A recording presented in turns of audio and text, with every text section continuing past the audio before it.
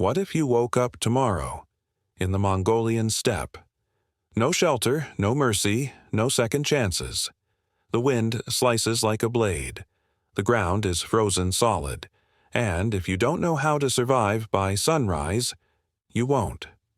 Tonight, we're heading into one of the coldest, cruelest places on Earth, winter in the Mongol Empire.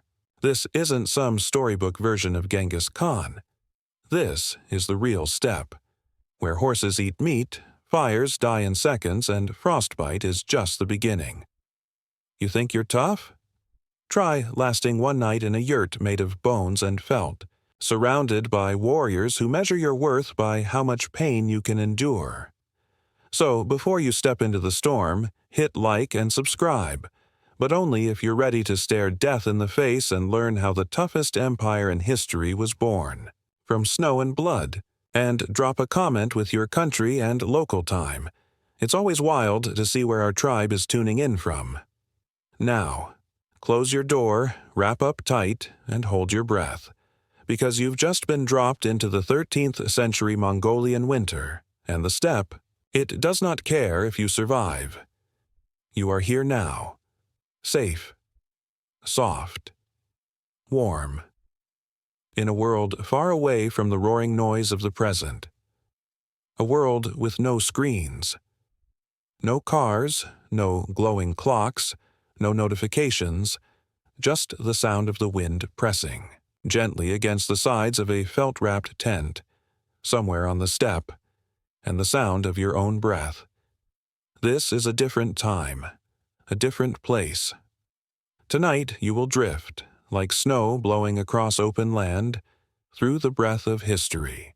You will travel, not through cities, not through war, not through thrones or swords, but into something much quieter, much colder.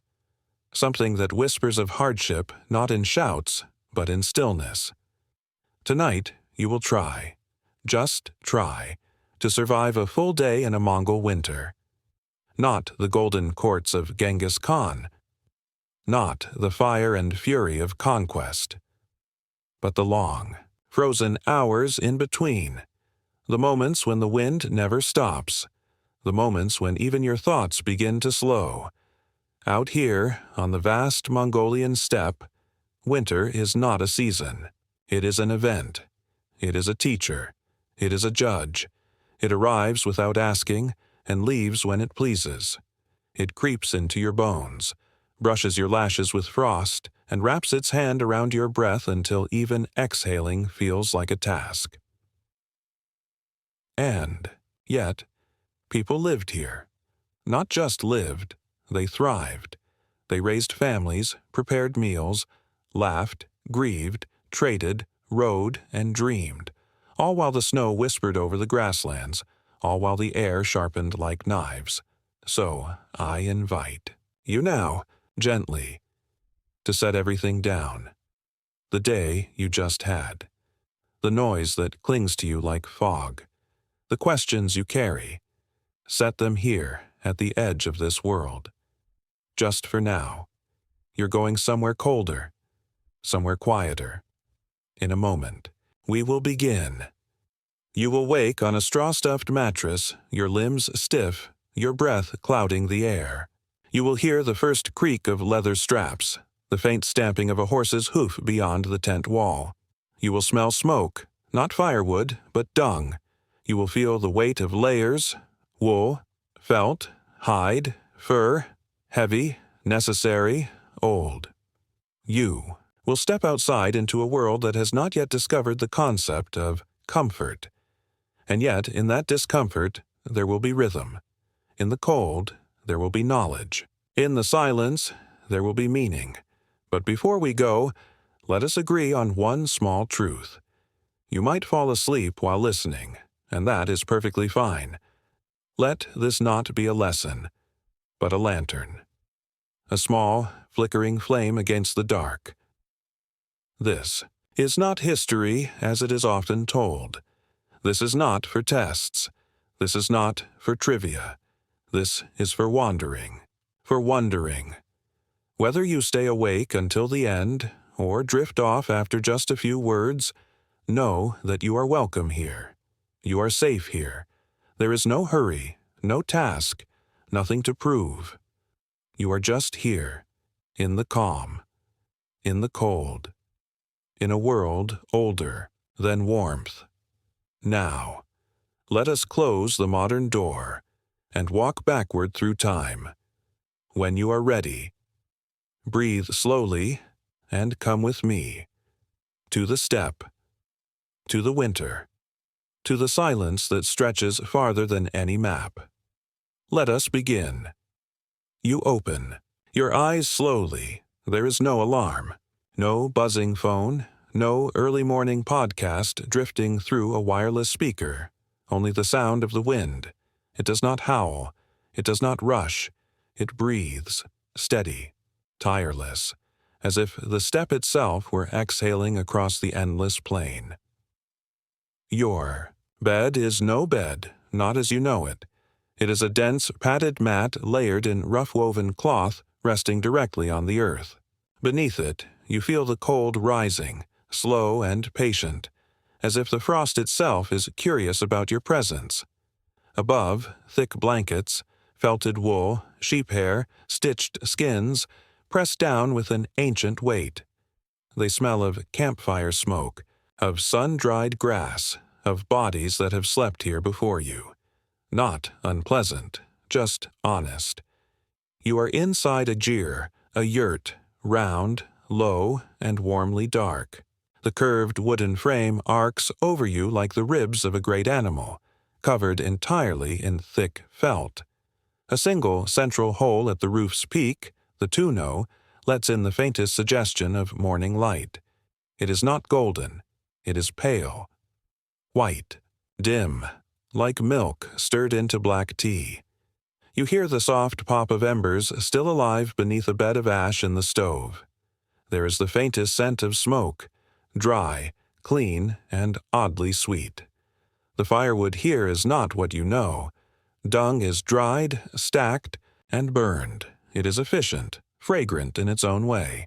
Warmth is not a luxury, not in a Mongol winter. It is survival, and it is temporary, always temporary.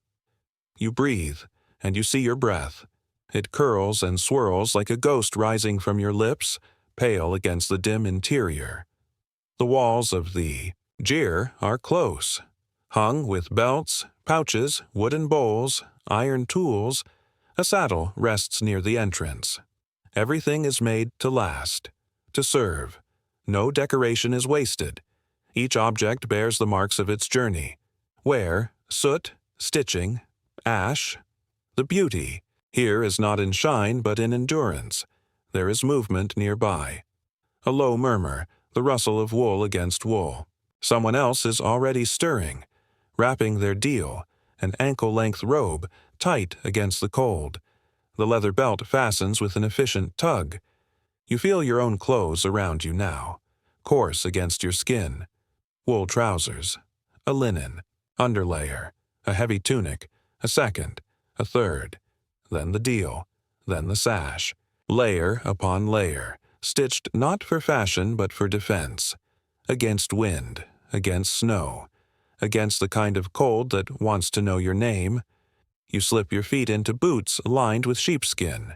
The outer leather is stiff from frost. The inner, fur, still holds yesterday's warmth, faint but comforting. A hat, conical, trimmed in fox, covers your ears, your brow, your thoughts. Then, you step outside. The world greets you not with noise, but with light. Dull, wide, infinite. The sky is a vast sheet of pewter, stretched from one horizon to the other. Snow does not fall. It hovers, tiny shards, drifting in the still air, almost motionless. The land beneath your feet is flat, white, frozen, brushed with grasses brittle and bronze. Nothing moves quickly, not even your breath. You look out and see no roads, no wires, no fences, just emptiness in every direction, emptiness and possibility. There are other jers in the distance, small huddled shapes like low white mushrooms, clinging to the frost-bitten earth. Wisps of smoke rise from each one, disappearing almost as soon as they lift. A dog barks, hoarse and slow. Somewhere, a horse snorts and shifts in its tether. You feel the cold as a presence, not pain, not sting, but a hand closing gently around your limbs. It moves through your fingers like water made of air. It settles into your chest with every breath. It is not cruel. It is not kind. It simply is. There is no village square, no stone street, no ticking clock, only rhythm, nature, the slow pulse of life where time is measured not in hours, but in tasks. Not by minutes, but by chores finished and meals cooked and fires lit before night returns. You walk slowly. Every step is deliberate. Your boots crunch into the frost-dusted ground, pressing the frozen earth like parchment under ink. There is no wind, only stillness. Even your movements feel louder here. As you walk, you hear the creak of the leather saddle straps. Someone is preparing a horse. A small group is gathered around it, wrapped in furs, their cheeks ruddy from wind, their hands red and cracked. They nod to you, briefly, not with a smile, not with curiosity. Just acknowledgement, a shared understanding that you, too, are here. You, too, are enduring. You pass a child crouched in the snow, shaping a figure from ice and dung, humming softly. His cheeks are raw. His breath dances before him, and yet he hums. You approach the herd. Horses. Not tall, polished creatures, but short, muscular, shaggy, built for this world. Their breath steams into the air. Their hooves scrape against the ground, searching for tufts of grass beneath the frost. They are roped loosely, not tied in panic, but held in trust. One turns its head and stares at you, with wide, dark eyes, calm, unblinking. Somewhere far off, a flock of birds lifts into the sky, black silhouettes against gray-white canvas. They rise as one, then disappear behind a low ridge. The sound of their wings is almost imperceptible, and above it all, the silence reigns. It is not absence, it is fullness. The silence here is a presence unto itself, a living thing. It fills every space not with emptiness, but with breath. You feel it pressing against your ears, your chest, the center of your spine. It is what holds this world together, what gives it its shape. It asks for nothing. It demands nothing, but it changes everything. And you have only just arrived. You pull your robe tighter. You step forward once more. The day is just beginning, and winter, eternal, watches from every corner of the sky. Your breath swirls in the cold morning air as you take another step through the frozen grass. The garments that cling to your frame are not familiar, not stitched by machines or softened by detergents. They are heavy, earth-scented, shaped by hands sewn by bone needles, dyed in smoke and sun. You do not wear clothes to express yourself here. You wear them to survive. The inner layer hugs your skin, linen if you are fortunate, or softened wool if you are not. It itches slightly, but the sensation is soon lost beneath the layers that follow. Over it, a tunic of thick, undyed wool is pulled on. It reaches your thighs and hangs heavily. Its fibers are coarse and scratch against your forearms with every movement. It smells faintly of lanolin and something older, perhaps the memory of a sheep's back. Your deal wraps around. You like a slow embrace. It is long, wrapping left over right, cinched at the waist by a thick leather sash. The fabric is sometimes a dull brown, sometimes a deep gray, sometimes, if wealth or pride allow, a faded crimson or mustard yellow. Colors come not from factories or catalogs, but from roots, bark, and smoke, subtle, earthy, subdued. The seams are reinforced with hide strips stitched in long, clean lines. The edge of the collar is brushed with fur, marmot or fox, soft, oily, warm against the neck. The boots are stiff and tall, made of horsehide or cowhide, stitched with sinew. The soles are thick, flat, designed not for elegance but to withstand snow, ice, and endless days of walking across uneven land. Inside, sheep wool is packed tight, but never enough to forget the cold entirely. Only enough to keep it tolerable. The toes are curled slightly upward, a design passed down from the ancestors, a shape born of necessity and lore. You wear a hat, and it is more than fashion. It is armor against wind that will try to slip into your ears, into your skull, into your thoughts. Tall and conical, it is trimmed with fur, stitched with care. On bitter days, a flap folds over your chin and jaw, securing warmth like a secret whispered beneath your face. Jewelry is rare. A token, perhaps. A silver ring if you are lucky, or a worn bead hung on leather cord around your neck. Something, not to shine, but to keep. An heirloom, a charm, a memory of someone whose footsteps vanished into snow before yours. There is no mirror in your gear, no place to check your reflection. You come to know yourself by the feel of fabric against your skin, by the sound of your boots against the frozen earth, by the weight of the air when you are dressed and ready to face the step. And so, wrapped, in layers born from beast and wind and time, you move forward into the day. As the sun hovers low above the frozen horizon, you find yourself near others, faces wrapped in scarves, hands gloved in stitched hide, eyes narrowed against the cold wind. And you realize, surviving the winter is not done alone. It is done among others, and among others there are rules. You must not point, not with a finger. That is for dogs, for children, for spirits who do not know better.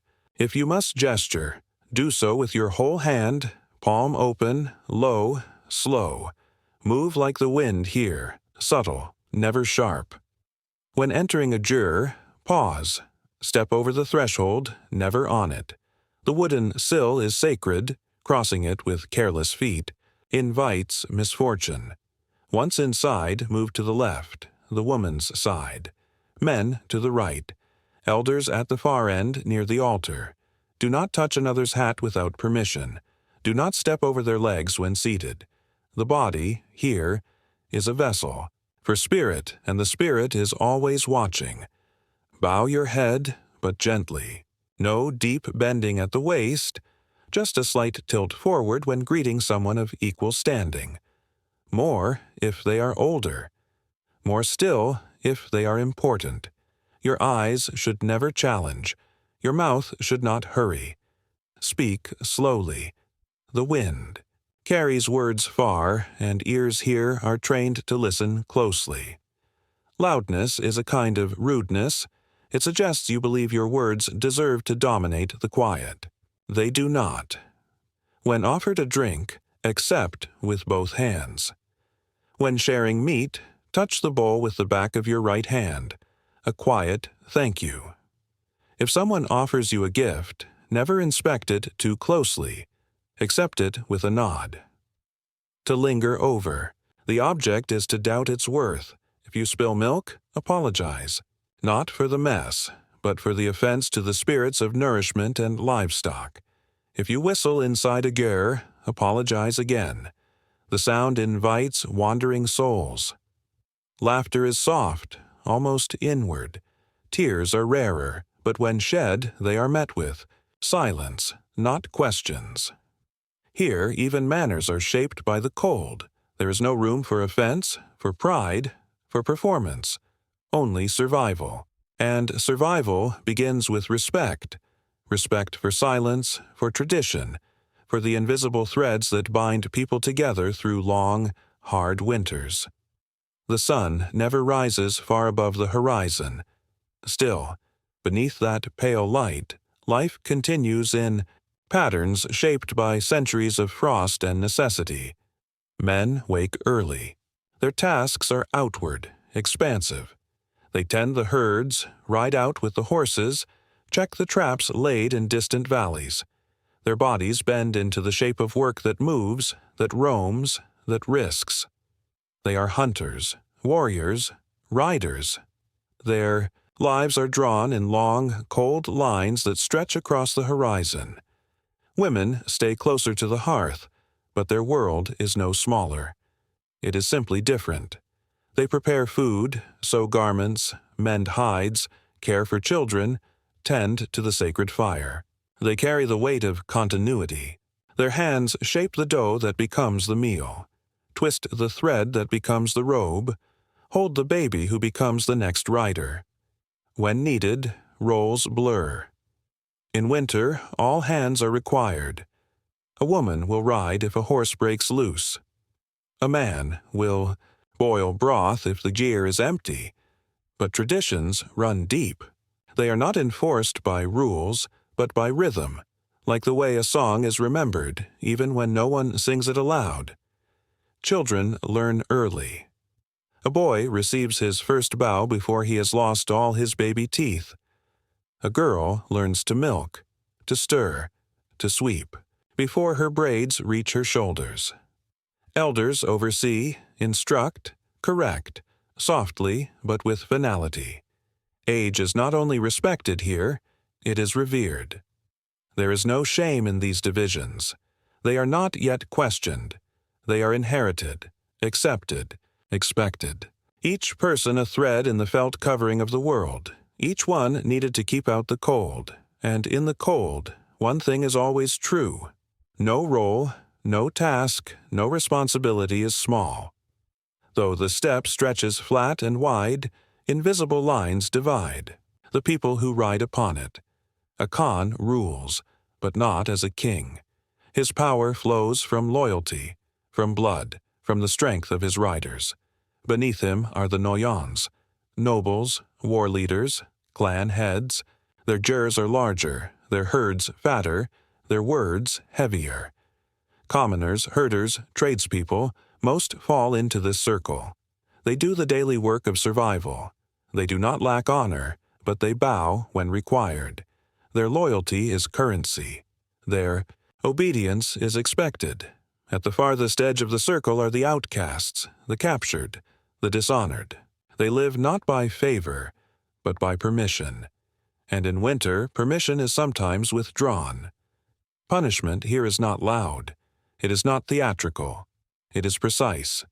Theft may bring the loss of a finger. Lying to the Khan, banishment. Murder, if not. Sanctioned. Invites death returned in kind. But most fear exile above all. To be cast out in winter is not punishment.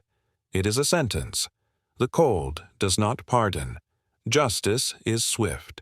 Disputes are settled beneath the open sky. Elders speak. Witnesses are heard. Punishments are carried out with calm hands, without shouts, without crowds. There is no time for theater, only the need to preserve balance. So you bow to the right people. You speak softly. You share what must be shared. You keep your hands clean and your mouth measured, because on the steppe, a single misstep can echo farther than a scream. You do not wake to noise. You wake to the slow shifting of air, the hush of winter breathing across the grasslands, the faint rhythmic sound of someone already stoking the stove. You lie still beneath layers of wool and fur, not yet willing to surrender your warmth to the hungry morning. The breath that escapes your lips curls upward like smoke, vanishing into the soft dark above. The roof hole of the gyre glows faintly with morning light, not enough to see clearly, but enough to feel. Time moving. Your eyes remain closed as your ears search the space. You hear the clink of iron, the crackle of rekindled embers. Somewhere a goat bleats once, sharply, then falls silent. The wind outside continues its quiet song, a noteless melody, constant as a heartbeat. Eventually, you must rise. Not quickly, not all at once. You move in layers. First, you uncover your arms, immediately met by the sharp press of cold. It bites, but not cruelly. It simply reminds you that the world has already begun. You sit up slowly, careful not to disturb the sleeping forms still wrapped in their own warmth nearby. Your hands search for your clothes, not stored in drawers, not hung in closets, but bundled near your sleeping place, folded with care and stacked in order. You unwrap your deal and pull it over your arms, letting it fall across your legs. The fabric is stiff from cold. It resists slightly as it wraps around you. You fasten the inner cord, then the outer, then tighten the thick leather sash around your waist. Each step is deliberate, rehearsed from countless mornings before. You rise into the chill, standing carefully on the packed earth floor. The ground beneath your feet is not smooth. It is worn, uneven, with straw and felt laid here and there to soften your steps. The air inside the jeer smells of sleep, of dung smoke, of sheep grease, of human closeness. Not unpleasant, just real. Time does not mask itself here. It smells exactly like what it is. You step lightly to the hearth. The stove is alive again, thin lines of smoke curling from its small chimney. Someone has fed it, cow dung most likely, pressed into bricks and stored carefully near the entrance. The fire hisses gently, promising heat, but not quickly. You crouch near it, letting your hands hover just above the iron. The warmth seeps upward in slow spirals, touching your palms like a memory. A metal kettle sits atop the stove, beginning to sing. Inside, water and herbs, dried from the short summer, stored in bundles, begin to steep. You watch as the steam rises, twisting in the air like pale ribbon. Your breath joins it, one mist merging with another. Others begin to stir. No one speaks loudly. Voices remain hushed, respectful of the quiet that still lingers around the sleeping. Fire. A child stirs and rolls over. An elder rubs aching joints and sits up with a sigh. You nod to one another. Not a full greeting, not yet, but acknowledgement. The day has begun. Before food, there is routine. The animals must be checked. The fire must be fed. The ice must be broken. You step outside into the full bite of morning. The door covering is pulled back, a flap of hide and a blast of cold. Air meets your face. It sears your nostrils, turns your breath instantly visible. Your boots crunch into frost. The sun, such as it is, hangs low behind a curtain of thin gray clouds. It offers no warmth, but it paints the snow in pale gold. Just for a moment, you walk toward the herd. They are quiet. Horses stand in close groups, shoulder to shoulder, their bodies steaming faintly in the cold. You reach them, check the tethers, murmur softly to a mare who eyes you with suspicion. You run your hand down her neck. She shudders, exhales, accepts your presence. Her warmth is tangible, stored in her body like a coal banked against the cold. Next are the goats. Less noble than the horses, but no less important. You check their shelter, a low wooden frame covered in felt and grass. One has escaped and wanders a few feet away, nose buried in snow, searching for something hidden. You guide her back, gently, your hand resting on her bony side. You return to the jur slowly, your steps careful on the icy ground. As you approach, a faint rhythm reaches your ears. It is the sound of someone churning, milk being stirred in a skin bag hung from a tripod. The bag swings back and forth, the motion soft and steady. Inside, fermented milk thickens, turns sour, begins its transformation into Erag, the winter's quiet companion. You duck back inside the gyr, eyes blinking as you re-enter the warm dark. The stove is livelier now. The kettle sings louder. A flat, round bread is being shaped by hand, pressed onto a pan that rests on the iron surface. It will cook slowly, browning in patches, filling the air with the smell of grain and smoke. Your hands are red, raw from the cold. You rub them together, then press them against the kettle's side. The metal is hot, almost painfully so. You leave your fingers there until the sting fades into relief. You lift the kettle, pour the steeped liquid, barely tea, into a simple wooden bowl. You sip. It is bitter, earthy, with a faint note of dried mint or something like it. It warms your throat in a slow wave. There is no rush, no clock to chase. But the morning does not wait forever. You gather your tools: a rope, a short knife, a pouch of grain. You slip your hands into thicker gloves. You nod again to those around you, this time a little deeper, a little more alert, and then, once more, you step into the morning. Outside, the day is not yet awake. The sun is still low. The wind has not gathered its strength. The steppe waits. Not for you. It does not care for you, but it allows you, for now, to move across it. And so you do. Each breath a cloud, each step a promise, each moment a continuation of the quiet war between cold and warmth, stillness and movement, sleep and waking. The day has begun. You return to the chair not long after dawn has painted its faint brushstroke across the sky, your limbs beginning to feel the day's weight before it has truly begun. The cold has crept into your joints with quiet insistence. You step back inside the warm, round shelter and close the hide flap behind you, sealing out the morning's brittle breath.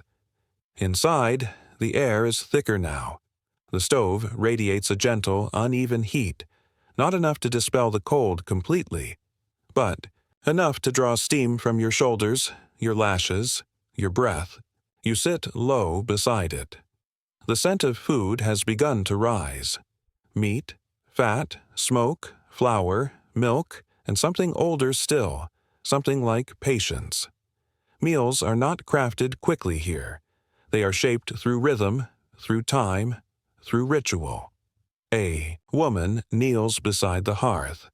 Her hands, worn but sure, shape dough from coarse flour and water, forming it into discs with edges pinched like seams.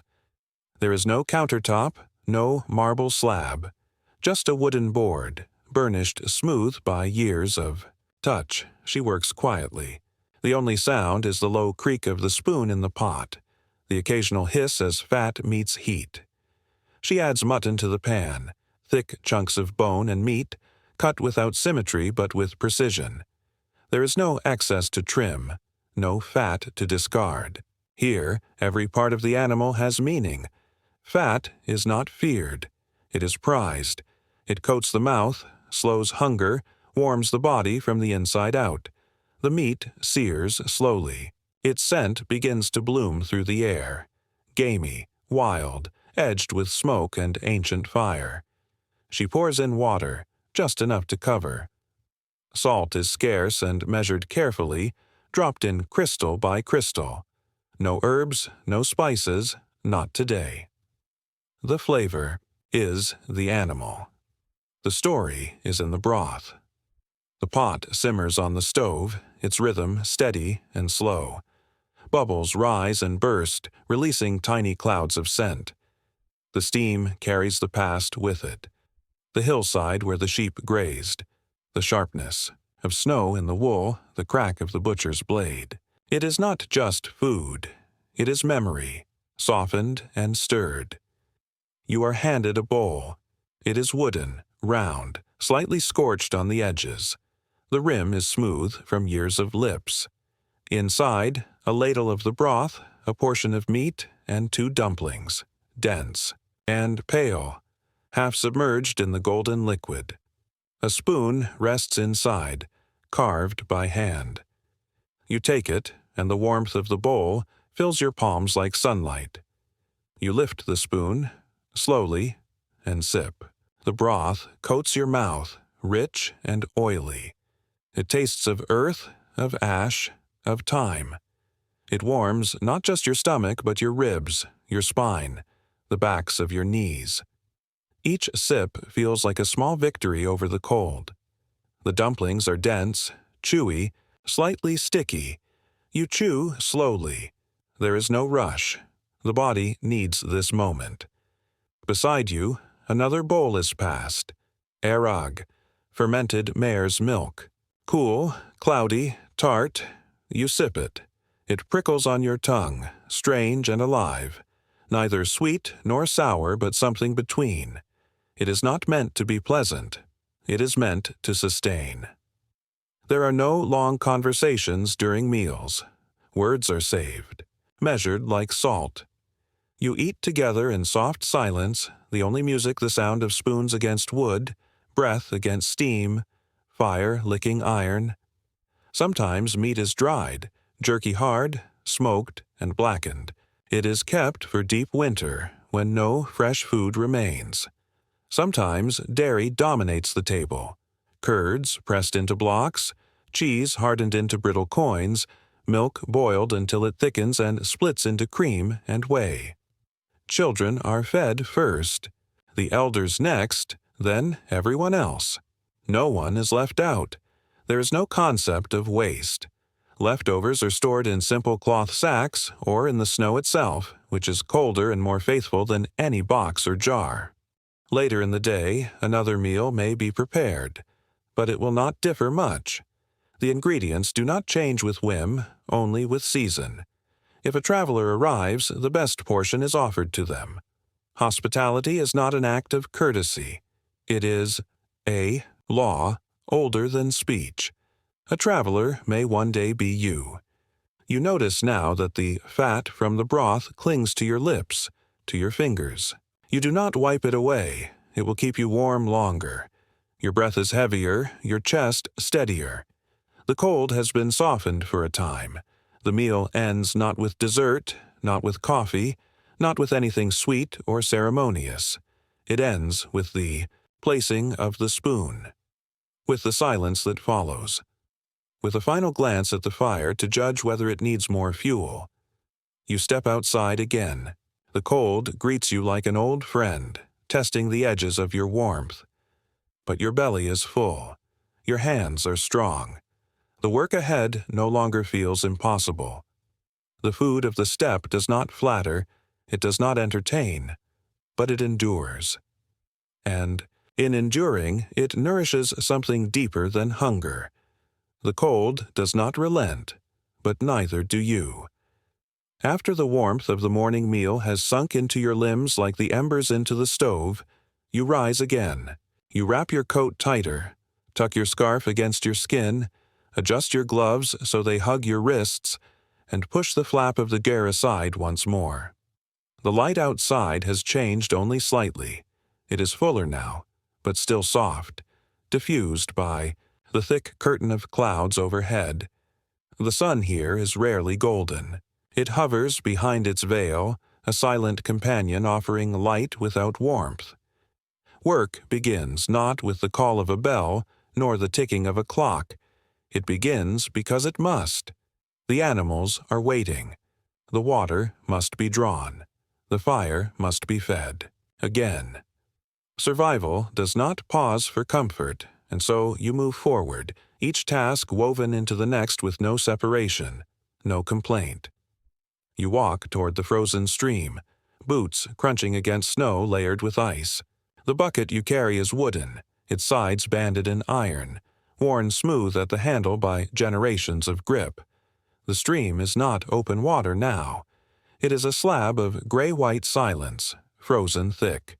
Beside it stands an elder, hunched in a sheepskin, coat swinging a small axe slowly, methodically, breaking the ice.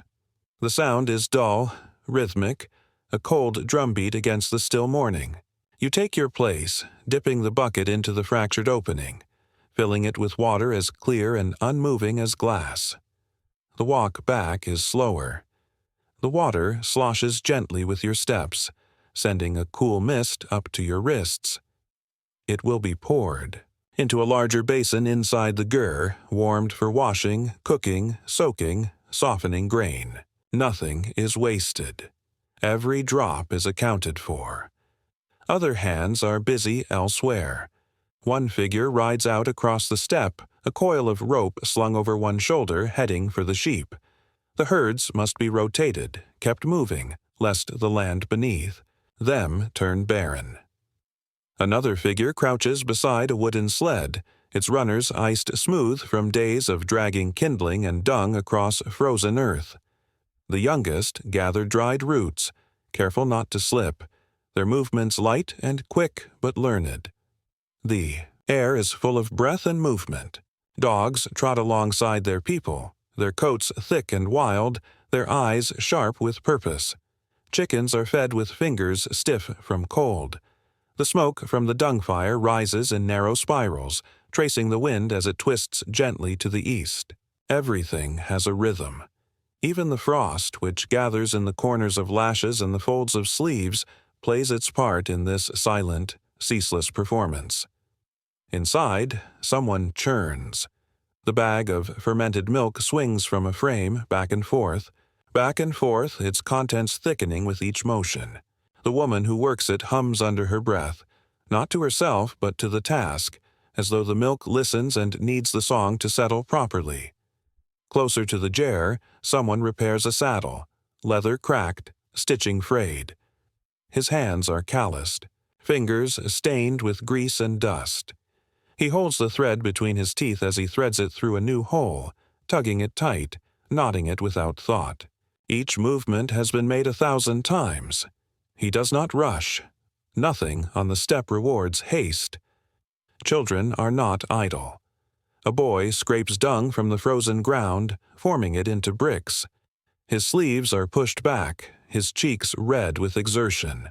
A girl near him pounds grain between two stones, her small frame swaying with the rhythm. They do not complain. They do not ask for less. They are not treated as weak, only as new. And new must become strong. There is no master chore list. No delegation chart. Tasks are known as breath is known. When something must be done, it is simply done. Work is not divided by desire, but by necessity. You do what you can, what you must, what is next. Evenings come early in winter. The work must be completed before light gives out entirely. By midday, you are weary, but not yet finished. You carry firewood, some gathered, some traded, back to the jar, stacking it near the entrance. Each log is more than wood. It is a promise that tonight will be warm enough to sleep. The wind grows stronger as the hours stretch on. It slides. Beneath your coat, seeps into the space between glove and sleeve, tugs at the corner of your hat. You bend your body slightly against it, head down, steps measured. There is no need to fight the wind. You move through it, like a fish through current, knowing it has no quarrel with you. It simply is. Occasionally, laughter breaks through the stillness. Someone jokes, softly, dryly, about a horse too lazy to move, or a goat that thinks it is king. The others laugh with closed mouths, not loudly, not long, but the warmth of it lingers. By late afternoon, the shadows grow long and stretch across the steppe like slow-dragged ink. You finish what can be finished. The tools are returned. The ropes are coiled. The fire is stirred again. You dust snow. From your boots, step back into the jar and let the door fall closed behind you with a soft thump. Your muscles ache, not sharply but deeply, like stones warmed and cooled by the sun. Your hands are raw. Your nose burns. But you are not in pain. You are simply used, fully, completely, as every tool is used, as every hour is spent. Work here is not a punishment. It is not a badge. It is the shape of existence. Without it, nothing survives. Without it, no story continues.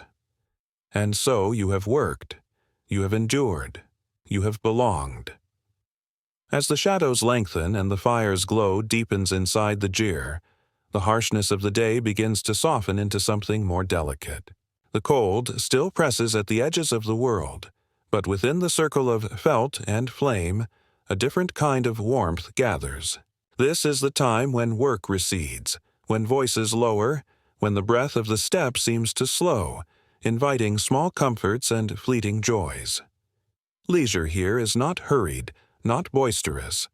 It is quiet, measured, like a whispered secret shared between old friends.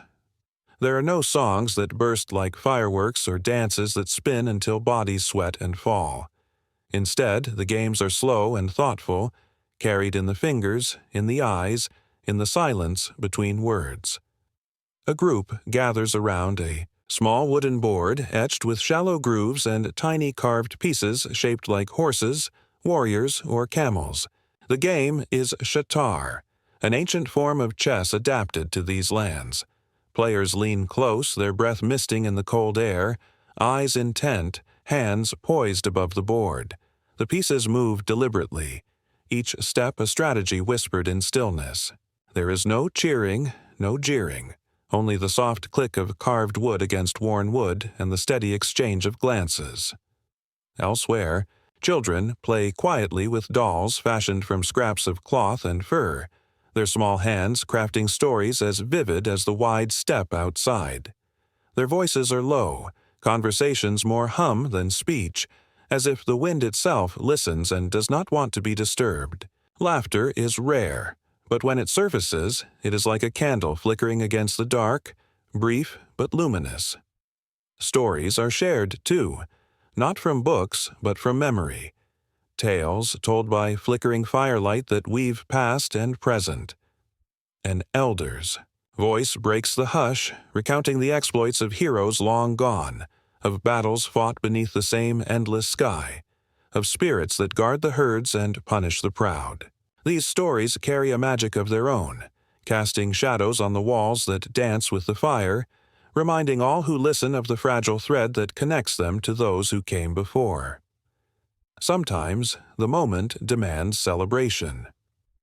A successful hunt, the birth of a child, the passing of a season. Such occasions are marked not by grand festivals but by shared feasts and small rituals. A goat's head roasted slowly over the fire, its scent mingling with smoke and spice, becomes a symbol of abundance. Bowls of arag are passed carefully, blessings murmured softly to the spirits of the land and sky. Music is sparse but profound. A lone moran kur, a horsehead fiddle, sings beneath calloused fingers. Its notes are low and mournful, like the wind sighing through the grasses, carrying memories that cannot be spoken aloud. The melody moves, slowly, curling around the firelight, soothing weary bodies, easing minds from the day's burdens. Occasionally, a voice joins, a low, steady song sung in a language older than the hills, blending with the strings to create a lullaby for the night. Touch is rare but meaningful. A hand on a shoulder, a shared blanket folded between friends, a brief embrace before the long, dark returns outside.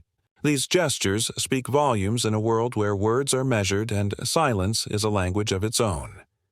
You find yourself drawn into these moments, your body unwinding, your mind quieting. The cold that has gripped you all day begins to fade, replaced by a gentle heat rising from the hearth and from the connections that bind this small circle together. Here, in the lingering twilight, life persists, not just in survival, but in presence, in belonging, in the subtle joy of shared existence. Outside, the wind whispers against the felt walls, reminding you that winter's grip remains firm. But inside, under the soft glow of the fire, the world narrows to this: a shared breath, a slow game, a whispered story. The night deepens, and you feel yourself drifting closer to rest, cradled by the quiet rituals of leisure that have outlasted centuries. The gyr is more than shelter. It is the heart beating softly against the endless white outside, a circle of felt and wood that holds warmth, memory, and the fragile promise of safety. Inside, family is not just a word. It is the very rhythm of life, felt in every breath, every gesture, every shared silence. You move through the space carefully, mindful of others already there. The low benches lined with woven mats bear the weight of generations. Furs are draped over shoulders and knees, soft and heavy, offering comfort against the chill that never quite leaves. The air smells faintly of smoked meat, mingled with the sweetness of dried herbs and the sharpness of boiled milk. It is a scent you come to recognize, to crave, to call home. At the center lies the hearth, a round stove blackened with use, surrounded by stones that absorb and hold heat long after. The fire dies down. Around it, family gathers in circles tight and loose. Children cling to their mothers, their small bodies warm and alive, eyes wide with wonder and the slow dawning of understanding. Elders sit quietly, their faces carved with lines that speak of winters endured and stories told beneath countless stars. The roles here are clear but gentle, fluid but firm. Women tend the fire, prepare the food, cradle the young, mend the worn. Their hands are steady and sure, skilled in the arts of sewing, cooking, soothing. Men prepare for the day's journeys, mend saddles, care for horses, teach the boys to ride and shoot. But the boundaries shift with need. Each person a thread in the woven fabric, pulled taut by love and necessity. You see the quiet rituals of connection, a mother smoothing the hair of a sleeping child, a father adjusting a blanket over the shoulders of his wife, siblings sharing a scrap of dried meat, breaking it slowly, carefully. The language is often unspoken, carried instead in touches, in shared glances, in the small acts of care that say more than words ever could. Respect flows in all directions. Children are taught to listen before speaking, to honor elders with bows and quiet attention, to understand the weight of the land and the legacy they carry. Elders, in turn, offer wisdom not as commands, but as gifts passed down like flame from one hand to another, flickering, fragile, vital. Love here is not the loud passion sung in ballads, but the steady pulse beneath the silence, a protection, woven into every layer of clothing, every meal prepared, every story remembered. It is in the way a grandmother's eyes soften as she watches a newborn's first breath, in the way a husband's hand rests lightly on his wife's back during the long winter nights. It is the bond that keeps them rooted, even as the world outside is swept by winds that could tear the flesh from bone. In this small world, relationships are tested not by ease, but by endurance. The cold sharpens patience. Hunger deepens kindness. Darkness invites closeness.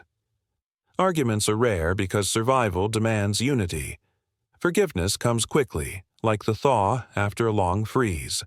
Pride is folded away, replaced by the practical grace of shared existence. You notice how time slows here, how the passing of days is marked less by hours than by the changing needs of those you hold dear. A sick child requires extra blankets and whispered lullabies. A guest arriving unexpectedly is welcomed with food and fire, no questions asked. A partner returning from the herds is greeted with steady hands and a warm smile, a shared understanding passing silently between them. And in the quiet moments when the fire sputters low and sleep draws near, you feel the weight and warmth of belonging settle around you like a second skin. The steppe may be vast and cold, but here, within these walls, you are home. In the stillness of the Mongol winter, beneath the vast dome of pale sky, the unseen world breathes alongside the living. Religion here is not confined to temples or scrolls. It is woven into the very fabric of daily life, an invisible thread connecting earth, sky, and spirit in a delicate dance as ancient as the steppe itself. You find yourself drawn to the altar. Within the GR, a simple space marked by carved wooden figures, bundles of dried herbs, and small bowls filled with offerings. The altar is modest but sacred, a meeting place between the mortal and the divine. Around it, the air hums softly with the residue of prayers whispered into smoke, the scent of burning juniper and wormwood curling like pale ribbons toward the low roof opening. The Mongols hold a deep reverence for Tengri, the eternal blue sky, vast and unchanging above the shifting earth.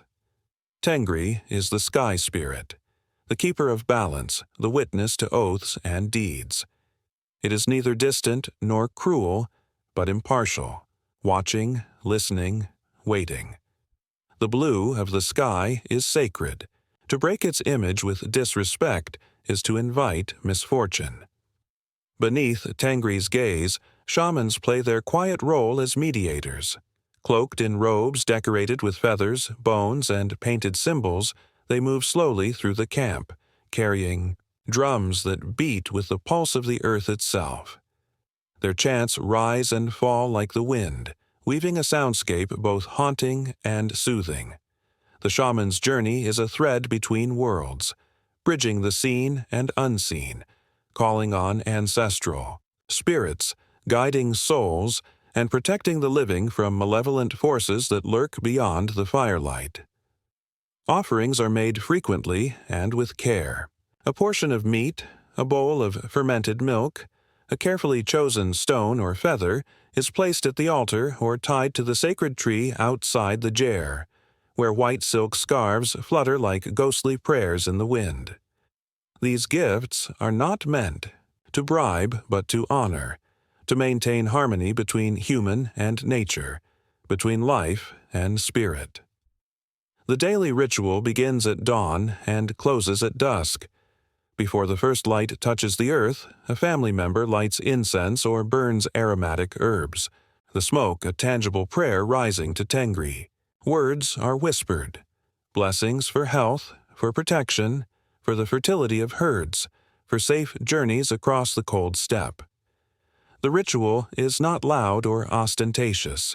It is a quiet act of presence, a moment to acknowledge the fragile balance that sustains life. Birth, marriage, and death are marked with ceremonies that blend solemnity and hope.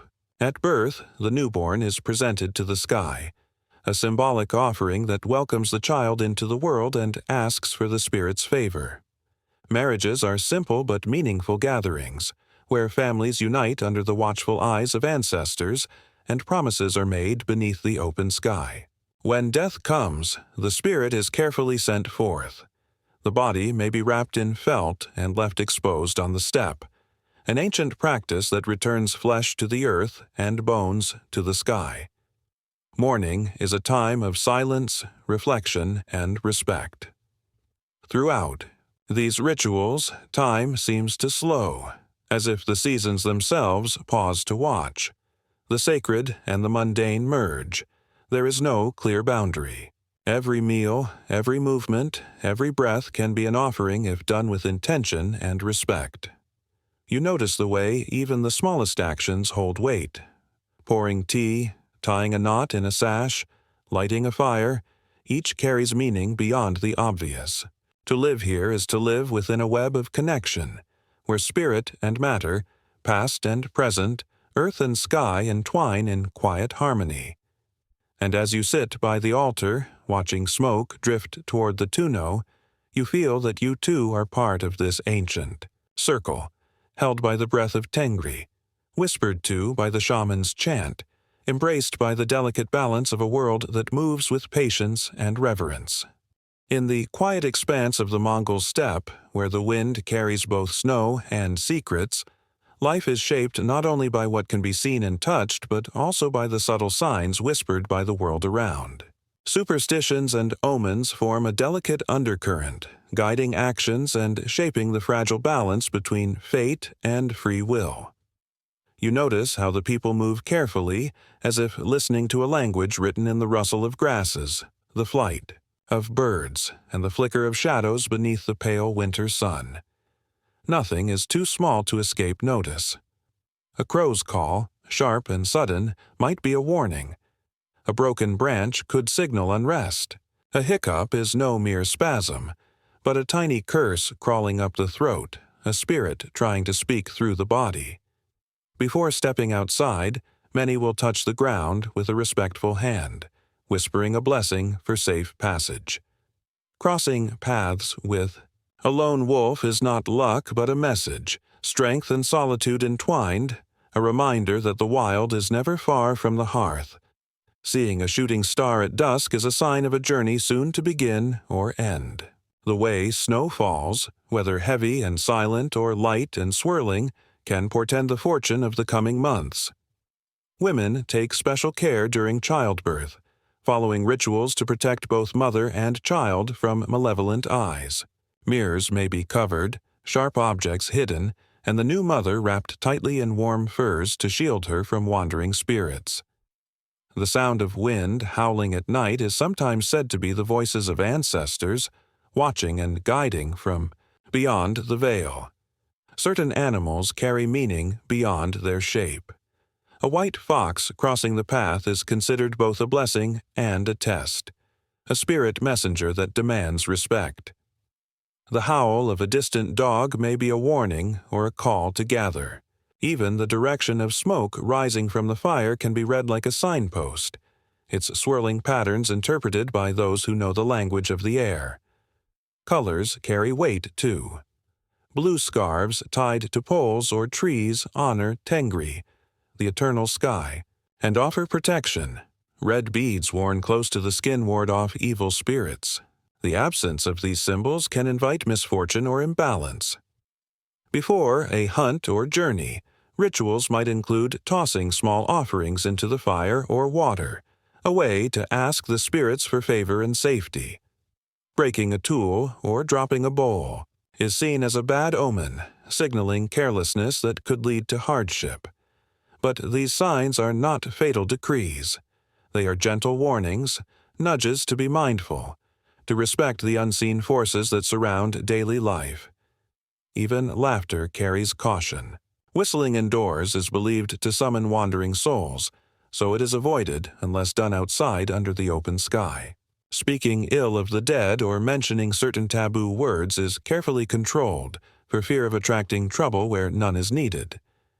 You begin to feel the steppe itself as a living, listening entity, a world not silent, but speaking in riddles and rhythms, in whispers too soft for many to hear.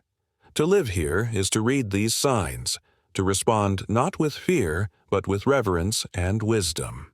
The cold and the vastness teach patience, and the superstitions teach attentiveness, reminding all who dwell here that survival is not only a matter of strength, but of understanding the delicate dance between seen and unseen. And as you walk slowly across the frozen land, you realize that the wind, the snow, the flicker of shadow, all are part of a conversation older than any memory, waiting for those willing to listen. Certainly. Let us now drift gently into the realm of stories whispered, across the steppe, where myths and legends weave a tapestry of wonder and meaning. The steppe is vast and silent, but beneath its quiet surface lives a world alive with stories, tales that float like mist in the morning air, carried from one generation to the next, like precious seeds. These myths and legends are not mere entertainments. They are the soul's echo, the voices of ancestors speaking through the ages, guiding and teaching in whispers as ancient as the wind itself. You sit by the hearth, its glow soft against the darkness that gathers beyond the felt walls, listening as an elder's voice threads through the smoke. The story begins slowly, like the rise of a distant storm, each word carefully shaped and weighted with meaning. There is the tale of the great wolf, a creature both feared and revered. It is said that this wolf was the first ancestor, born from the blue sky and the dark earth, who taught the people how to hunt, how to survive the cold, and how to honor the spirits of the land. His eyes shone like stars, and his howl was the first song ever sung, a call to all living things to remember their place in the world. Another legend tells of the eternal fire, a flame gifted by the gods that burns beneath the steppe, unseen but felt in every hearth. This fire is said to protect the people from the endless cold, warming not just their bodies but their spirits. When the fire flickers low, It is a sign that the balance between worlds is fragile and ceremonies must be held to strengthen it. Stories of heroes abound. Warriors who rode through blizzards with nothing but their courage and a prayer to Tengri, mothers who saved their children from starvation with cunning and sacrifice, shamans who journeyed into the spirit world to bring back healing and wisdom. These tales are told not with haste, but with reverence. Each pause a space for the imagination to fill, each silence a sacred moment. There are also darker myths, spirits who roam the steppe at night, restless and hungry, searching for those who wander alone. They are said to appear as shadows without faces or whispers without voices, and their touch brings endless winter to the soul. To ward them off, travelers carry talismans, recite prayers, and keep fires burning bright. The sky itself holds stories. The endless expanse is said to be a canvas painted by the gods, where constellations tell of great deeds and tragedies, love and loss. The North Star guides the lost home, while the Milky Way is the path of souls journeying to the afterlife. Children grow up learning these stories as truths, not fictions. They listen with wide eyes and quiet hearts, knowing that these legends are threads that connect them to their ancestors and to the land they call home. You feel the weight and wonder of these tales settling around you like a soft blanket. Their magic as real as the cold outside. Their lessons whispered in the language of wind and fire. The harshness of the Mongol winter brings more than frozen breath and biting wind. It brings sickness, aches, and the quiet battles fought within fragile bodies. Healing here is a delicate balance between the knowledge of the earth and the whispers of the spirit world, a blend of practical care and sacred rites passed down through countless generations. You watch as a healer, often a woman, sometimes a shaman, moves with calm certainty. Her hands are weathered but gentle, her eyes steady and knowing. She does not rush, for haste is a stranger to healing. Instead, she listens, not just to words, but to the subtle signs written on skin, in the tilt of a head, in the way breath catches or flows. The medicine she uses is drawn from the steppe itself. Dried herbs gathered in the brief summer sun, roots. That smell of earth and rain leaves that crackle faintly when crushed. Flowers faded but still fragrant. These become poultices, teas, and salves. Each preparation is made with intention, often accompanied by quiet prayers or chants meant to invite the spirit's aid. Fever is cooled with cool cloths soaked in mountain stream water. Coughs are soothed with honey mixed with wild herbs. Wounds are cleaned with boiled water, then wrapped tightly in cloth to keep out the biting cold. Bones broken in accidents are set with splints made from young branches, bound firmly with strips of leather. But healing is not only physical. The spirit must be tended as well. Illness is often seen as the result of imbalance between body and soul, between the living and the unseen. A shaman may be called to journey beyond the veil, drumming steadily as she enters trance, seeking out lost pieces of a fractured spirit, or bargaining with restless forces that cause pain. Certain ailments are feared not just for their suffering but for their spiritual implications. The hiccups, for instance, are thought to be tiny curses crawling up the throat, small shadows cast by envy or ill will. To stop them, a whispered charm or a sudden scare may be used, gently disrupting the invisible thread of the curse. Herbs are sometimes worn as amulets, tied in cloth pouches close to the skin, carrying protective properties. Salt is scattered around the jeer's entrances to ward off evil spirits, while firelight is kept burning through the night as a beacon for wandering souls. Healing is a community act as much as an individual one. Families gather around the sick, offering warmth, quiet songs, and steady hands.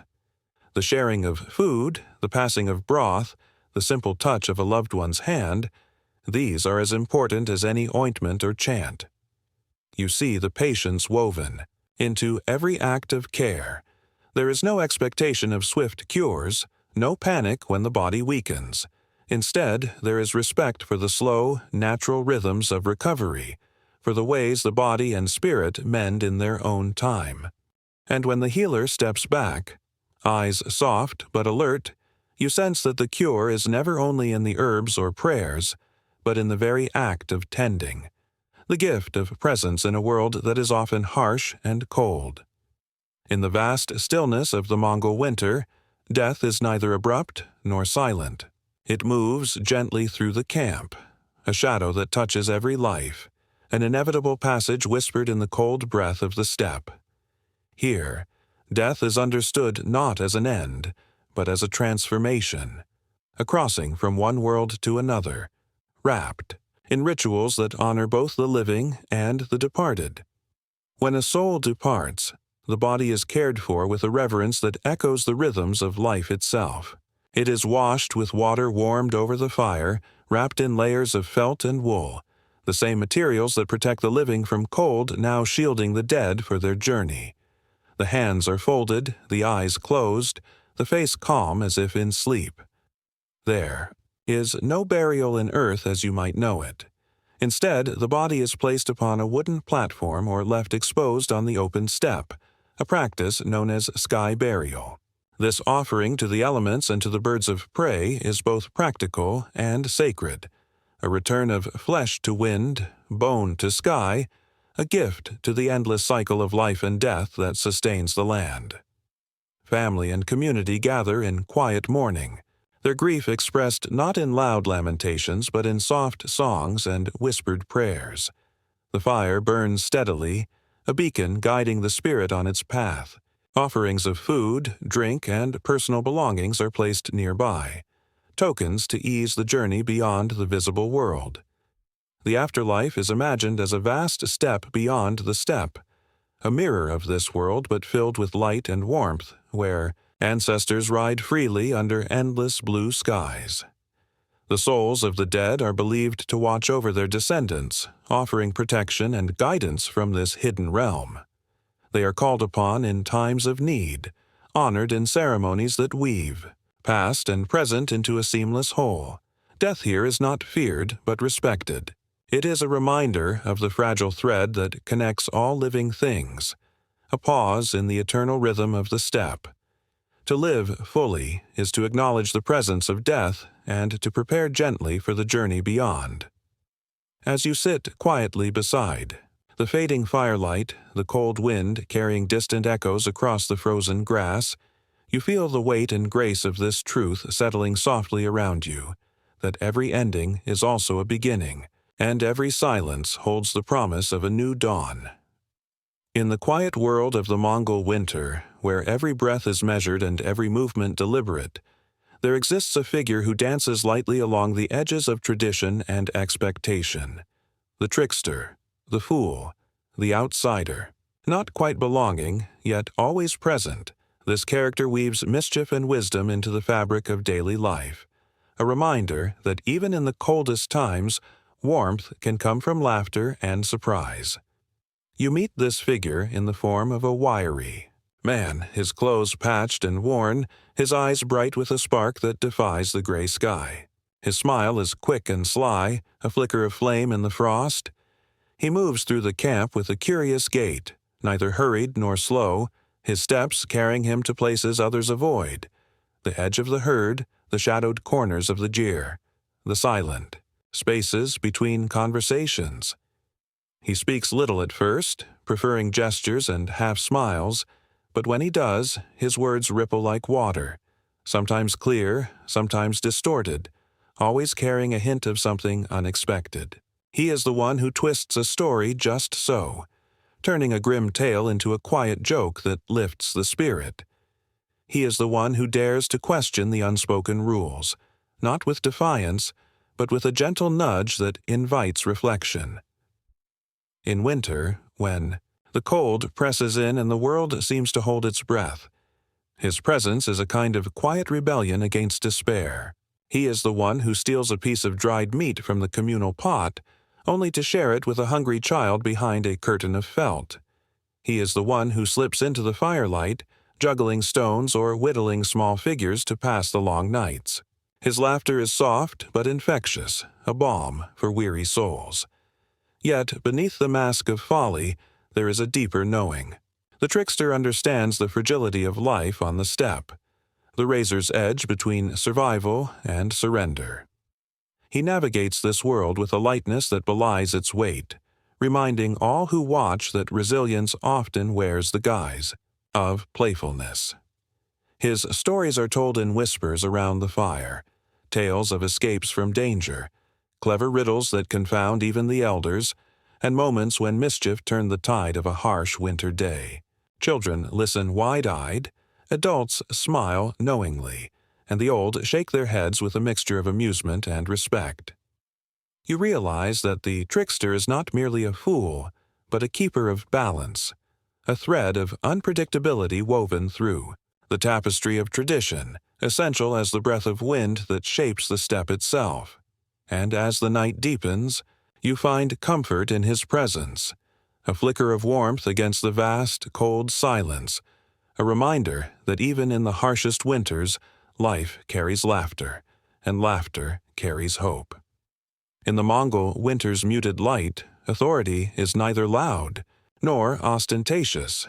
It moves with the weight of responsibility, the slow certainty of one who bears the burdens of many beneath a sky so vast it humbles even the strongest spirit. The power figure is not simply a ruler, but a keeper of balance, guardian of law, tradition, and the fragile harmony that holds a people together amid endless cold. You see him seated within the largest gyr, its felt walls thicker, its wooden frame sturdier. The air inside carries a scent of leather, aged wood, and faint traces of incense. His robes are heavy, embroidered subtly with patterns that echo the sky and the land. Fur trims his collar and cuffs, soft but commanding. His eyes, steady and deep, reflect the pale light filtering through the tuno, thoughtful and unyielding. He is known by many titles: Khan, Noyon, Judge, Priest, but his role is singular: to wield power with wisdom, to listen with patience, to act with justice.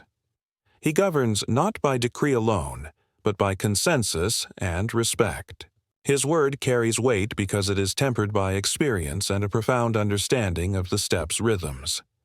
The people come to him with disputes over land, livestock, honor, and he hears them beneath the low roof, surrounded by elders and advisors. His voice is calm, never raised, but each word is deliberate, carving order from conflict. Punishments are meted out quietly, fairly, designed not to shame but to restore balance. Exile is feared, but rarely given lightly. It is a sentence harsher than death in the biting cold. His authority extends beyond law. He presides over rituals that bind the community, blessings before a hunt, ceremonies honoring the spirits, rites marking birth and death. In these moments, he is both leader and servant, connecting the tangible world with the invisible forces that shape existence. His power is also a solitary weight. He moves through the camp with measured steps, greeting his people with nods and quiet words, bearing the loneliness that accompanies command. Behind his stern gaze lies the knowledge that each decision echoes through the lives of those he serves, that the cold will test his resolve as surely as it tests the bodies of his people. Yet there is compassion beneath the formality. He listens to the elders' counsel, values the wisdom of women who tend the fire and the children who dream beneath the stars. He understands that strength lies not in dominance but in unity, in the fragile trust between leader and follower. In the long winter nights, when the world outside seems frozen in time, he contemplates the future, how to protect the herds, how to maintain peace, how to guide his people through another season of hardship. His thoughts are silent prayers, whispered beneath the vastness of the eternal blue sky. And as you observe him, you sense that true power here is quiet. It is patience. It is balance. It is the steady hand that holds the fragile flame against the encroaching cold. In the still, cold air of the Mongol winter, the peasant's life unfolds quietly, marked by labor, resilience, and a profound connection to the land beneath their feet. They are the backbone of the camp, those who tend the herds, mend the clothing, prepare the meals, and cradle the fragile thread of daily survival with patient hands. You find yourself beside a woman wrapped in layers of wool and felt, her breath rising in soft clouds as she moves with deliberate care through the snow-crusted courtyard. Her face is weathered, etched by years of wind and cold, but her eyes hold a steady light, a calm acceptance of the world as it is, and a fierce determination to live within it. Her hands are rough but skilled. She stirs thick broth in a heavy pot, adding dried herbs and salt measured with quiet precision. The smell of simmering meat and smoke fills the air, mingling with the sharp scent of frozen earth. She kneads dough for bread, folding it gently, her fingers pressing out the air as if coaxing warmth from the cold grains. She speaks little, but her stories come through small moments. The way she tends a lamb, struggling in the snow, wrapping it in scraps of cloth, the patience with which she repairs a torn sleeve, stitching each thread slowly, carefully, the joy she finds in a child's laughter echoing softly inside the jeer's walls. Her days begin before dawn and stretch long into night. She wakes with the cold, lighting the fire with practiced hands, fetching water from beneath the ice, preparing food that will sustain not just bodies, but spirits. She feeds the animals, checks the fences, and ensures that every ember is banked safely before sleep. Yet, within this cycle of duty, there is tenderness. The warmth she carries is not only from fire and fur, but from the deep love she holds for her family and land. Her voice softens when speaking of her children, her gaze lingering on the horizon as if searching for promise in the pale winter light. She tells of winters harder than this one, when the herds were thinned by blizzards and the hunger bit sharper. But she also tells of springs that followed, of grass growing green and strong, of life returning in patient cycles.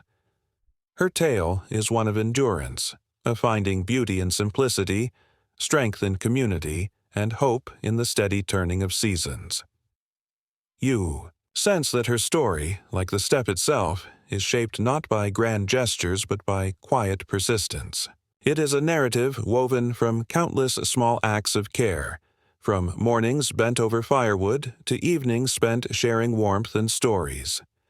And as the cold wind hums beyond the walls, you feel the deep pulse of this life, humble, unyielding, and filled with a quiet grace that carries the weight of centuries. The merchant rises before the pale light creeps over the endless horizon, his breath swirling like ghostly smoke as he moves through the camp. His garments, though layered against the biting cold, carry a subtle richness, fabrics woven from distant lands, dyes deep and vibrant, the faint scent of spices and leather that speak of journeys far beyond these frozen plains. His world is one of motion and exchange, where every step taken is a thread connecting villages, tribes, and faraway markets. He prepares for the day with a quiet urgency, checking his bundles wrapped in cloth, securing goods with leather straps worn soft by travel. Carved wooden boxes hold precious teas and dried fruits. Small sacks cradle salt and metal trinkets. Each item bears a story, a promise of trade, a chance to weave new ties in the cold tapestry of winter life. He mounts his sturdy horse, its breath steaming against the chill, and sets out along well-worn paths etched by countless riders before him. The snow crunches beneath hooves, the wind sharp but familiar, carrying scents of pine and frost. Along the way, he greets fellow travelers, herders returning from distant pastures, nomads with laden camels, and occasionally the silent watchers of the steppe, the hawks circling high above. At midday, the merchant pauses beside a cluster of jers, the smoke rising like invitations against the gray sky. Here, trade begins. not only of goods, but of stories and news. Conversations unfold in low tones, punctuated by laughter or nods of understanding. Tea is poured from small bowls, its warmth shared beneath the shelter of felt and wood. Barter is subtle, respectful, a well-chosen word, a slight bow, a patient wait. Goods change hands quietly. A bolt of cloth is exchanged for a sack of grain, dried meat traded for metal tools. Trinkets and beads pass into hands that treasure them not for value alone, but for the connections they represent, a tangible thread in the vast network of survival. The merchant listens as much as he speaks, gathering news of shifting alliances, of harsh winters and thin herds, of festivals postponed and journeys delayed. These stories are as precious as any spice or silk, carried carefully in the folds of memory, ready to be shared with distant ears. As dusk falls, the merchant settles, near a fire, unpacking a small bundle of herbs and dried fruits to sustain him through the night. The firelight dances on weathered faces, casting shadows that flicker like memories.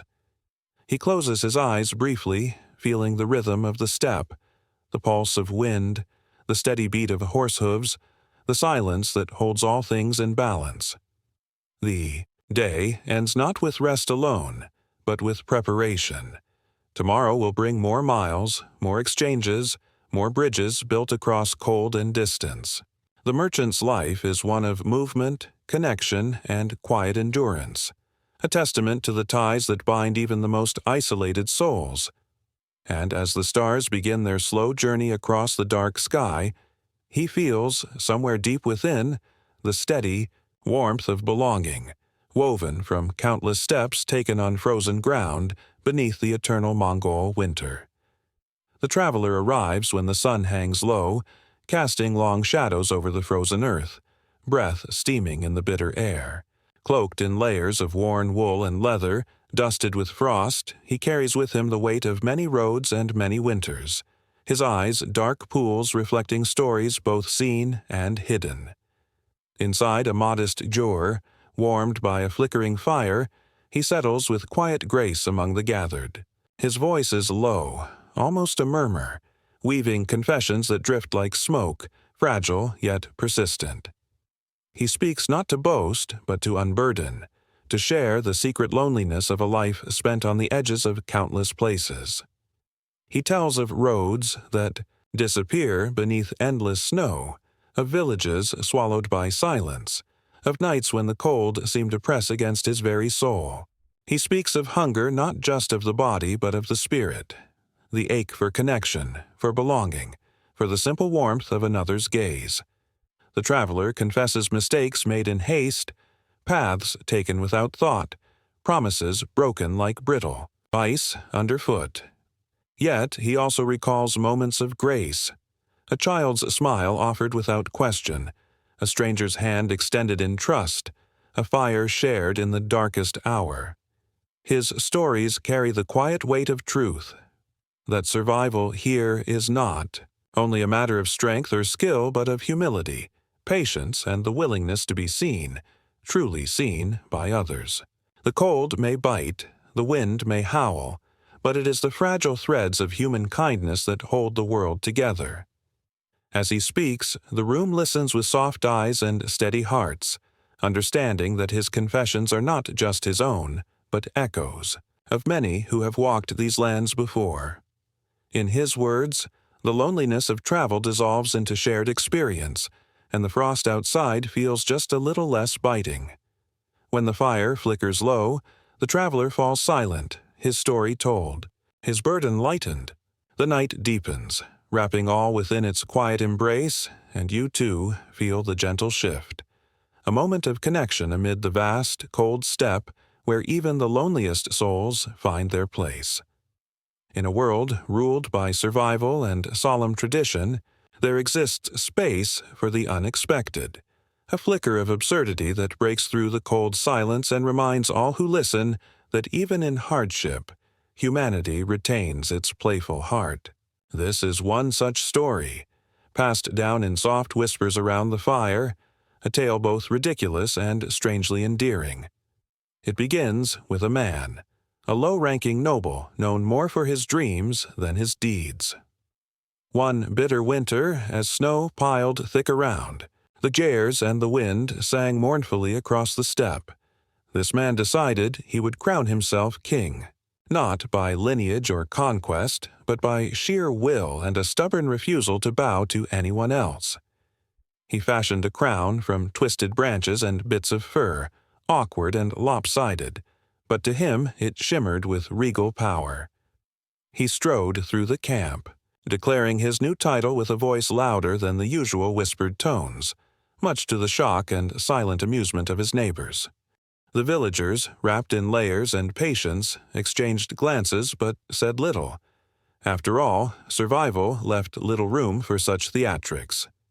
But as days passed, the self-crowned king grew more convinced of his importance, issuing odd commands, ordering a goat to be paraded before him, demanding more erag than anyone thought necessary, and insisting that all gatherings begin with a bow in his direction. The situation reached its peak when, during a communal feast, he attempted to summon his court by banging 2 wooden spoons together like a royal scepter. The sound echoed awkwardly, drowned almost immediately by the crackling fire and the murmur of quiet conversation. Then came the moment of greatest absurdity. In his enthusiasm, the man forgot the name of his own kingdom. Standing before the assembled, he fumbled through his proclamations until finally admitting, with a sheepish grin, that he had no idea what to call the land he now ruled. Laughter, soft and surprising, rippled through the crowd, not mocking, but warm and human. The man, perhaps sensing the gentle joke, shrugged and removed his crooked crown, tucking it away as the day's snow began to melt into the slow promise of spring.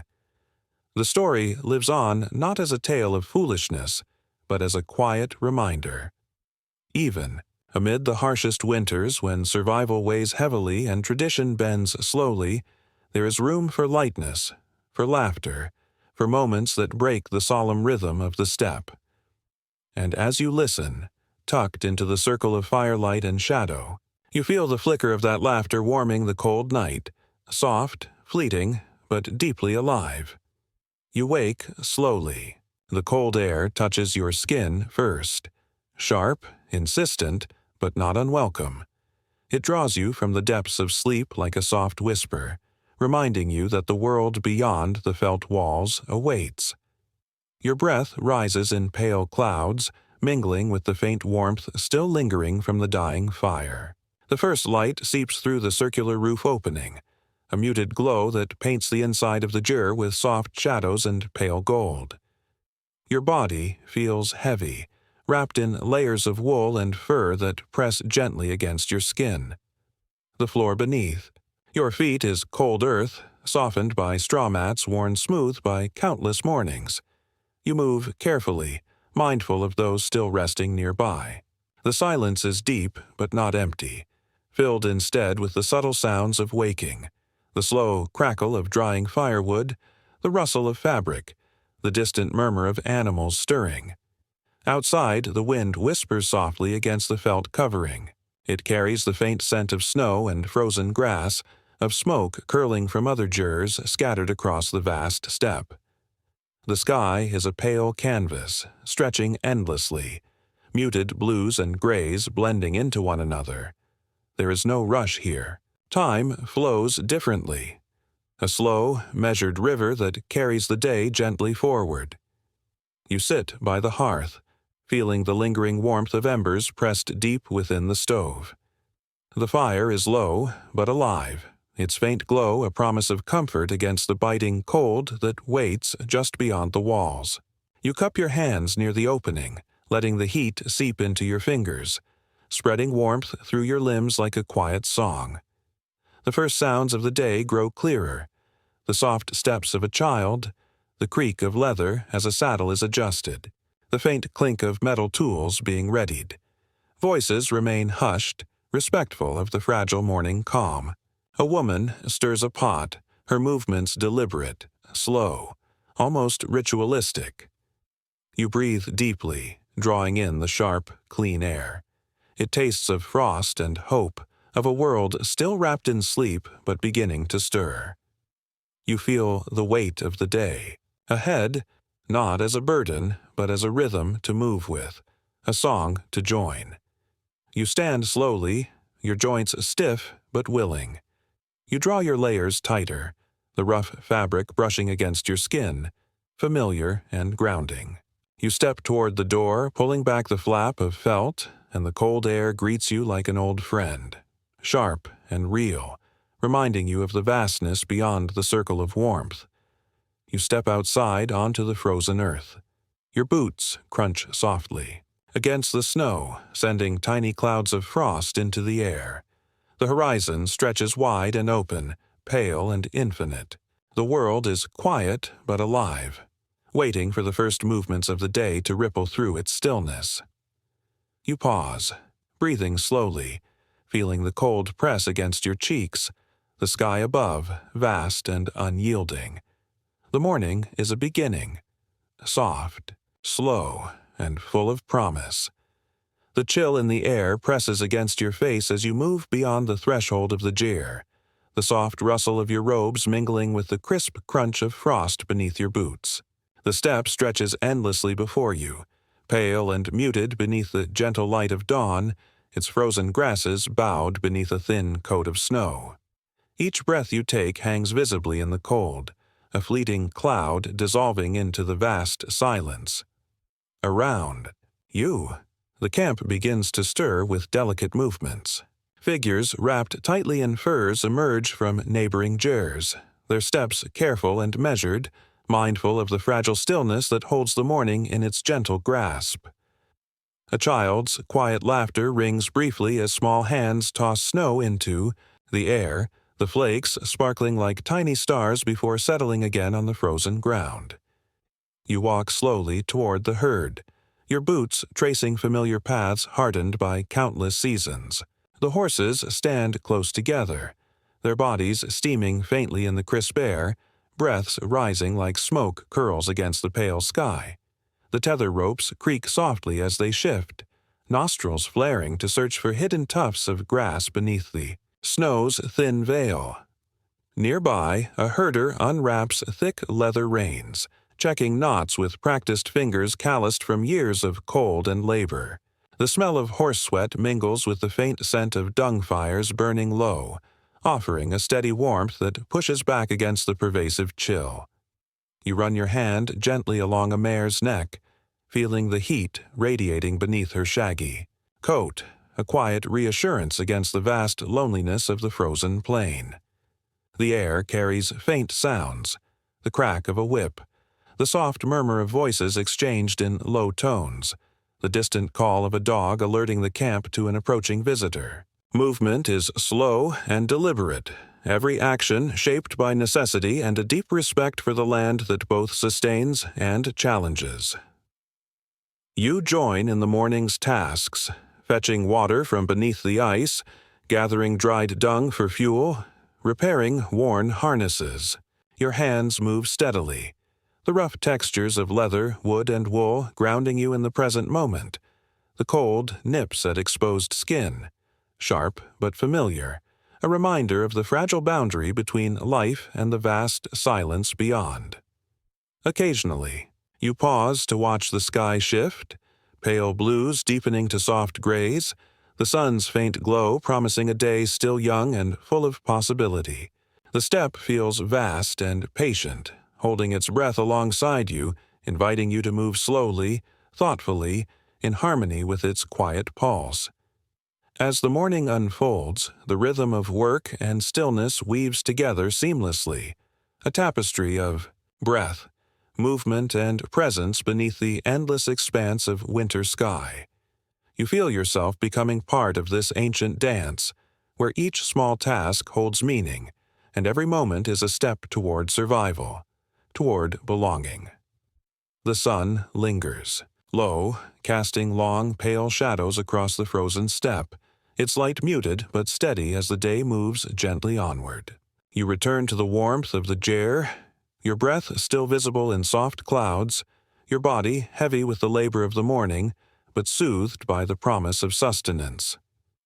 Inside, the air holds the comforting scent of simmering broth, mingled with the faint smoke from the stove and the subtle sweetness of dried herbs steeping in hot water. The fire crackles softly, sending a gentle warmth that spreads slowly through the round space, touching the felt walls and the layers of furs draped, like soft blankets over benches and sleepers. A woman moves quietly by the hearth, her hands steady as she stirs a thick pot of meat and grains. The broth bubbles gently, rich and smoky, promising both comfort and strength. She ladles the steaming liquid into wooden bowls, the wood smooth and worn from years of use, the edges darkened by firelight and touch. You accept a bowl, the warmth radiating through the wood as you bring it to your lips. The first taste is a slow, deep comfort, rich with the flavor of boiled mutton, earthy barley, and the faint hint of wild herbs gathered under brief summer suns. Each spoonful soothes your throat, warms your chest, and softens the ache left by the cold outside. Around you, others share the meal with quiet reverence, voices low and calm, words reserved for the comfort of presence rather than conversation. The clink of spoons against bowls and the soft murmur of breathing are the music of this midday ritual, a lull in the relentless pace of survival. Dried meat, tough and salted, is passed along beside pieces of flatbread, dense and slightly crumbly, baked on hot stones and fragrant with smoke. You chew slowly, savoring the texture, the resilience of each bite reflecting the endurance of the people who prepared it. A small cup of arag, fermented mare's milk, is offered in passing. Its tart, slightly effervescent taste is unfamiliar but vital, a living tradition that carries both nutrition and the spirit of the steppe. You sip carefully, letting the cool liquid slide down your throat, a contrast to the warmth of the broth. Meals here are not hurried, nor filled with excess. They are practical, nourishing, and shared with a quiet gratitude that speaks of lives deeply intertwined with the rhythms of land and weather. Food is more than fuel. It is connection, between people, between seasons, between the past and the present. As you eat, you notice the way the light shifts outside, the slow crawl of clouds across the gray sky. The wind remains steady but no longer bites as sharply, softened perhaps by the passing day. You feel your body settle, the tension of morning labor easing, replaced by a gentle calm. After the meal, hands fold slowly and the bowls are set aside with care. The fire is stirred, embers glowing brighter, casting a steady glow that will hold through the coming hours of work and rest. The meal closes not with ceremony but with a shared understanding, a silent agreement that together you endure. The day wears on softly, the sun lingering low and diffused behind a veil of clouds that stretch endlessly over the frozen steppe. Outside, the cold remains steady but less biting than in the sharpness of morning, a slow exhale after the day's first breath. Within the circle of the gyr, the fire glows warmly, a steadfast companion against the creeping dusk. You find yourself moving with deliberate calm, your body carrying the rhythm of work and quiet moments of pause. Tasks continue, mending garments torn by wind and wear, checking the ropes that tether horses to their stakes, arranging bundles of firewood stacked carefully near the entrance. Each movement is unhurried, shaped by necessity but softened by the steady pulse of survival. Children play nearby, their laughter low and breathless in the cold air. They gather in small groups, weaving simple games from sticks and stones, their hands red and numb, but their spirits light. Their voices mingle with the crackle of firewood and the distant call of a dog, creating a subtle soundtrack to the afternoon. Occasionally, you pause to watch the slow drift of snowflakes, each one unique and fleeting, falling gently onto the frozen ground. The silence feels full, not empty, a presence that wraps around you like a soft, cold blanket. Leisure here is quiet and unassuming. There is no haste, no urgency to fill every moment with noise or movement. Instead, there are shared stories, told in whispers, small games like shatar played with carved wooden pieces, the soft melodies of a morin kur drifting in the air. Music here is a slow, soothing thing, notes lingering like the breath of wind through tall grass. Sometimes, a visitor arrives, a trader, a traveler, a distant relative, and the circle widens briefly. Tea is poured, hands are warmed, and tales are exchanged. These moments are precious, brief sparks of connection in the vast coldness, reminders of the wider world beyond the steppe. As the afternoon light begins to fade, shadows stretch long and cool, slipping over the snow like ink spilled softly on parchment. The fire inside the GR is stirred again, embers glowing brighter, casting dancing light on fur and felt. You feel the slow settling of the day's labor, the easing of muscles, tired but strong. There is a comfort in this rhythm. Work balanced with rest, movement softened by stillness, endurance met with gentle reprieve. The world outside waits, vast and patient. Inside, the heart of the steppe beats steady and warm. The sky darkens slowly, a gradient of deepening blues and grays stretching endlessly above the vast steppe. The sun slips behind the distant ridge, its pale light fading like a whispered sigh.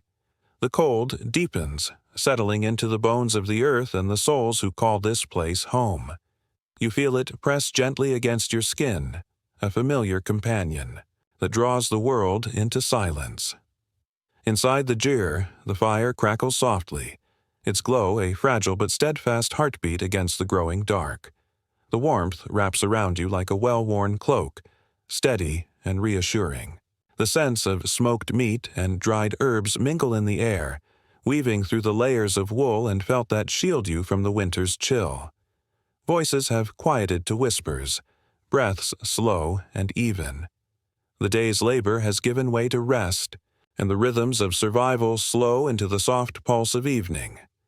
You watch as figures move languidly, settling into corners, pulling blankets close, exchanging gentle nods and tired smiles.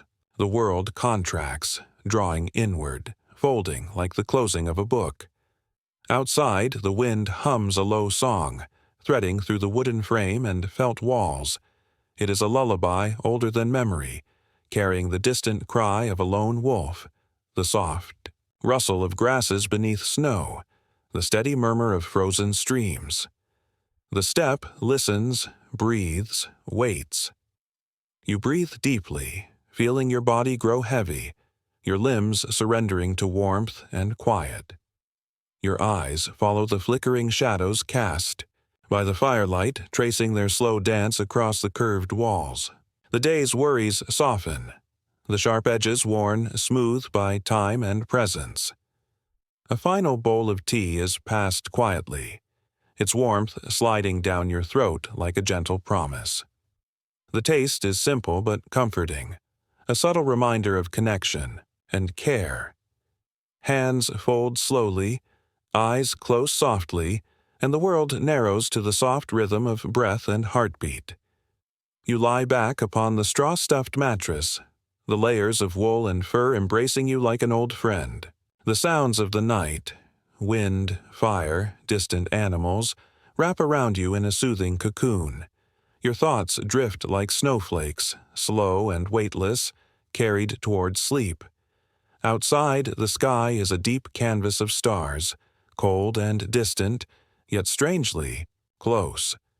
The vastness holds you gently, a reminder of the smallness and resilience of life beneath it. And as your body grows heavy and your breath slows, you surrender to the night's embrace. The fire dims, the wind rests, you breathe, and sleep finds you. The steppe stretches endless beneath a pale sky, a world shaped by wind, cold, and the steady rhythm of survival. Life there moved slowly, each moment carved carefully out of the harshness, and the silence.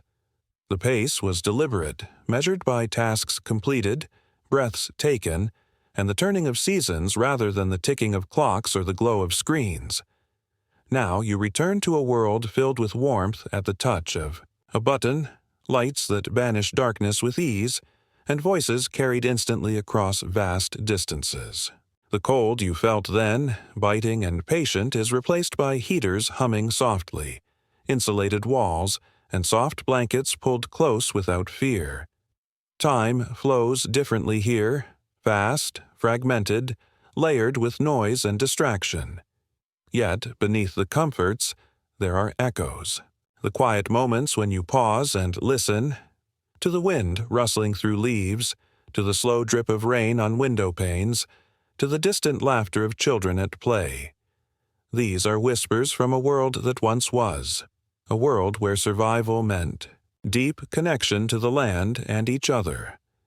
In that ancient world, every action held meaning. Every breath was a thread woven into a larger tapestry. Today, amidst the rush and the roar, moments of stillness become treasures, small islands where you can touch something timeless and true. Though the landscapes have changed, the human spirit endures. The resilience shaped by endless winters still lives within you, softly guiding you through the complexities of now. You carry with you the slow strength of those who face the cold, not as an enemy, but as a constant companion. A teacher, a mirror, a challenge met with quiet courage. And so, as you rest here now, wrapped in modern comforts, there is space to remember, to honor the slow, patient endurance of the past, even as you embrace the light and warmth of the present. With the march of progress, the world has transformed. Medicine soothes once fatal wounds, technology connects distant lives in moments, and freedoms flourish where once strict boundaries held firm. These gains are profound gifts, life extended, knowledge shared, comfort abundant.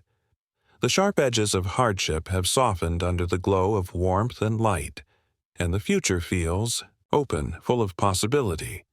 It was the year 1259, and the wind over the Mongolian steppes had grown especially unkind. Some said it was the coldest winter in a generation. Others said it was the coldest in memory. But to Batar and his wife, Saran, who lived in a felt yurt, on the outskirts of a forgotten valley, it was simply cold. The kind of cold that seeps into your bones and then stays, quietly without urgency, like an unwelcome guest who does not speak.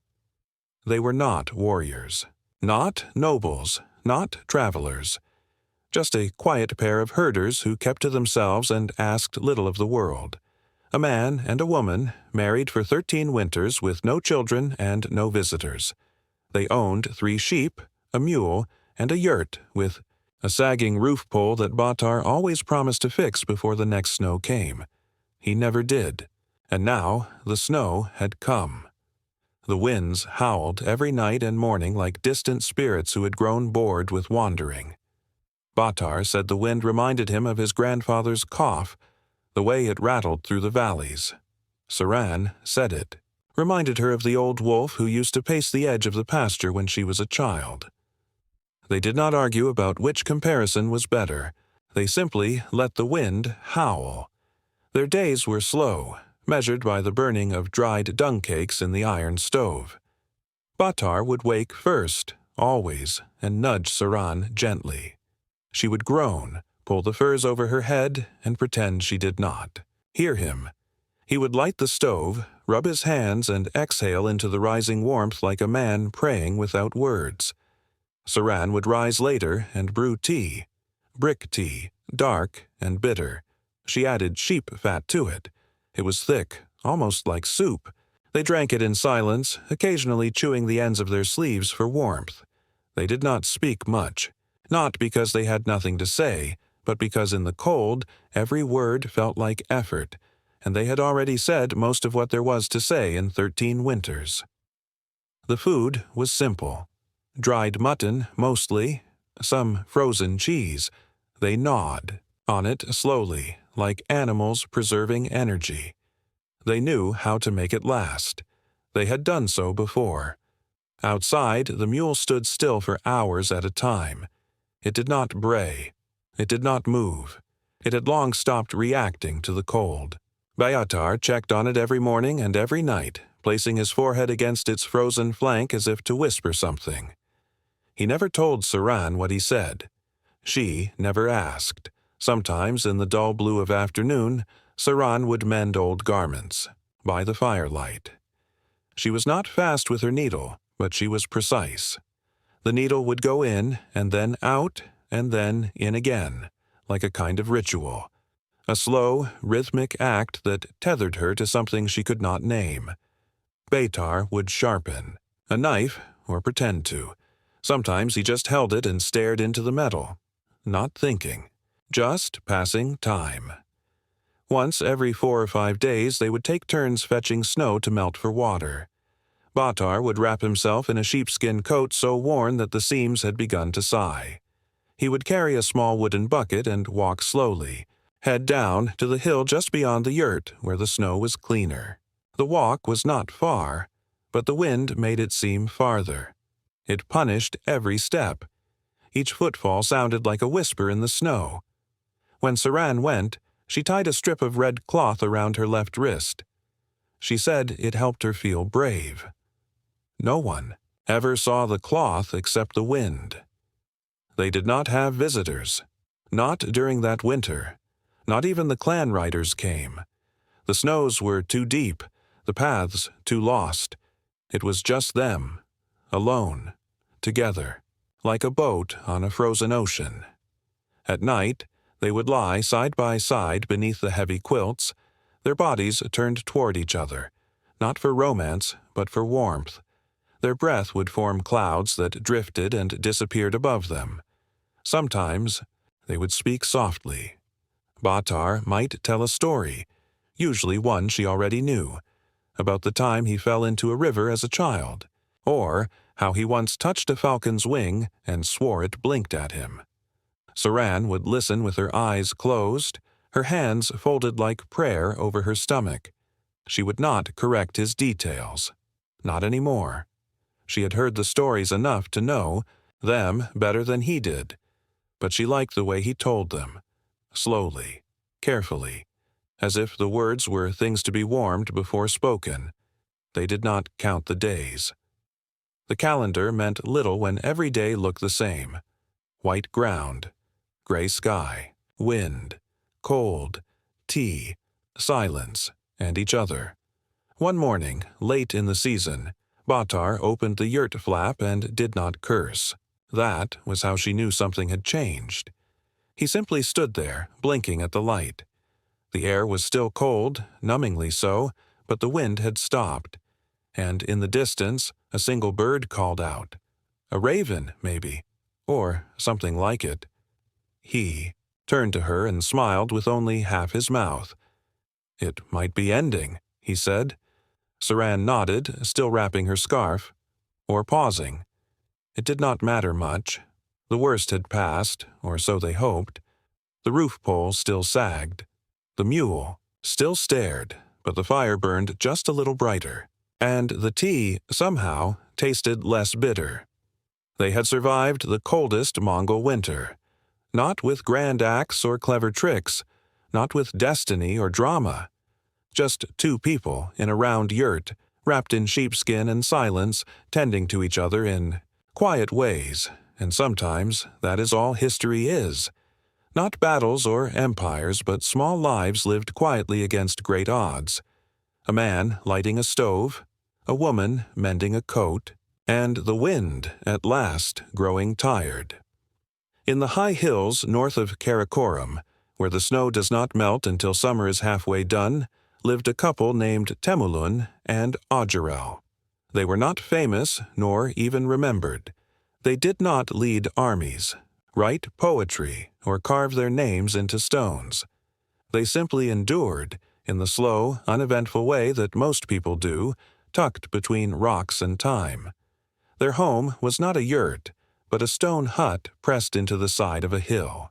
The roof was made of layered birch bark and animal hide, with stones on top to hold it down when the mountain winds came. And the mountain winds always came. They lived in the hut alone, accompanied by an old goat, 2 hens that had stopped laying, eggs, and a cat that refused to leave. The cat's name was Soot. No one named it that. It was simply covered in soot from always curling up next to the hearth. It never meowed. It just watched. This winter, the snow had come earlier than usual. By mid-October, the ground was already hidden beneath 3 fingers' depth of powder. By November, it was knee-deep. In December, even the wind sounded tired, as if it had blown too hard for too long. Temulun, the woman, was once a weaver. Now her hands ached from the cold, so she did not weave much. She spent most of her time boiling water for nothing in particular, just to make steam. She liked to watch it swirl in the light that came through the cracks in the wooden shutters. It reminded her that air could still move. Ajarel was quiet. He had not spoken much since his brother died the previous spring. He did not speak to Temulun about it. He simply built a small cairn on the ridge and visited it once a week, sometimes twice, even in the cold, even when the snow was up to his knees. Their routine was slow. Mornings began when the light turned a dull gray instead of black. Ajarel would push open the shutter and squint. He never said what he was looking for. He just squinted. Temulun would sit up, slowly, the way old people do even though she was not old, and wrap her shoulders in a blanket. They would sit in silence. For some time before the fire was stirred, there was not much wood left. The pine logs they had split in the fall were down to 1/3 of the pile. They burned dung cakes when they had to, and sometimes birch bark. The smell was thick, but familiar. Food was managed carefully. They had dried turnips, a few strips of salted goat meat, and hard little balls of barley dough that Temulun called waiting cakes. She said they were for waiting. Waiting for spring. Waiting for anything else. The goat was mostly useless now except for company. It stood inside the hut some nights, chewing nothing and staring at the wall. Ajarel did not mind. He said the goat was quieter than he was and therefore polite. The hens lived in a box near the door. Every few days, one would cluck, as if remembering something important, and then forget again. Temulun would sometimes hold them in her lap. She said it warmed both of them, which made it fair. Their greatest luxury was a single clay pot of fermented mare's milk that they had buried under the floorboards in early autumn. They did not drink from it yet. They talked about when they might, maybe on the new year, maybe on the first day above freezing, maybe never. Just knowing it was there was enough. Some days they played a game, not with pieces or dice, but with questions. Temulun would ask Ajarel something he could not possibly answer. If the wind could speak, what would it say to the stones? Ajarel would think for a while, then answer, "You were here first." Temulun would nod, satisfied. Then it would be his turn. If the fire could dream, what would it dream of? Temulun would pause, tapping her finger against the side of the pot. It would dream of dancing without pain. And then they would fall silent again, letting the stillness return, like snow settling after a gust. Outside, the mountain held its breath. There were no travelers. The paths were gone. The only tracks were those of hares and the occasional fox. Sometimes the fox came too close. The cat would hiss. The goat would ignore it. At night, the stars were sharp and cold. Temulun said they looked like pinholes in a tent flap, as if the sky was just fabric stretched over something much warmer. She liked that thought. Ajarel, who had never said whether he believed in gods, began to hum in his sleep. Low, tuneless sounds. Not music, exactly. Just something like remembering. One night, the fire went out before they were ready. Temulun stirred in the dark, reaching for Ajarel's hand. It was cold, but not worrying. Just cold. They lay still, listening to each other breathe. The cat pressed against their legs. The goat made a sound like an old man sighing. "I dreamed of a river," Temulin said softly. Ajiro grunted. It was not frozen. Just running, quietly, no fish in it, just water. He did not reply, but in the morning he took one of the barley cakes and placed it on the ridge beside his brother's cairn. A kind of offering, or maybe just a message. The days began to brighten. Slightly, the snow did not melt, but the shadows softened. One morning, Temulin opened the shutter and saw a crow on the rooftop. It looked at her, then flew away. She watched it until it was gone. "Spring is still far," she said, not to anyone in particular, "but the birds have remembered us." And Ajiro nodded, even though he was still sitting, still silent, with the goat beside him. The fire was burning. The cat was awake, and somewhere under the floor the clay pot waited. They had survived, not because of great strength or cleverness, but because they had each other, and time, and a way to stay still. And in some winters, that is enough. Yet, alongside these blessings, there is a subtle fading. The rhythms once set by sun and wind, by hunger and rest, have given way to ceaseless motion and artificial cycles. The deep bond between human and earth, the steady, patient understanding of the seasons, the soil, the breath of animals, has loosened. The quiet conversations with the natural world are now often drowned beneath noise and haste. In the steppes' slow, cold embrace, every moment carried weight. Every action was mindful. Every breath counted. Now, in the pulse of modern life, that depth can seem elusive, a whispered memory beneath layers of distraction. What has been lost is not only found in nature, but also in the spaces between people. The time to sit, to listen, to simply be. The simplicity of survival demanded connection, dependency, and presence. Today's abundance sometimes masks a quiet loneliness, a yearning for slower, more deliberate rhythms. Still, the human spirit adapts, weaving new tapestries from old threads. The lessons of endurance, patience, and respect for the unseen forces that shape life remain. They invite reflection, balance, and a gentle reconnection to the parts of ourselves rooted in the earth and sky. As you rest now, suspended between past and present, there is room to honor both, celebrating what has been gained, mourning what has softened, and holding space for the quiet wisdom that endures. Now, as the night deepens and your body grows heavy with quiet, you return, slowly, softly, to your own time, your own place. The modern world, with its comforts and lights, welcomes you back like a familiar embrace. Your bed awaits, soft and yielding beneath your weight. The warmth of blankets, the gentle hum of life outside your window, the steady rhythm of your own breath, all hold you safe.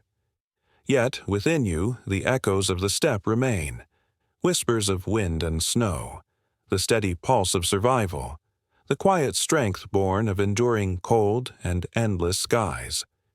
These whispers are gifts, small but profound, carried gently into your waking moments and your dreams.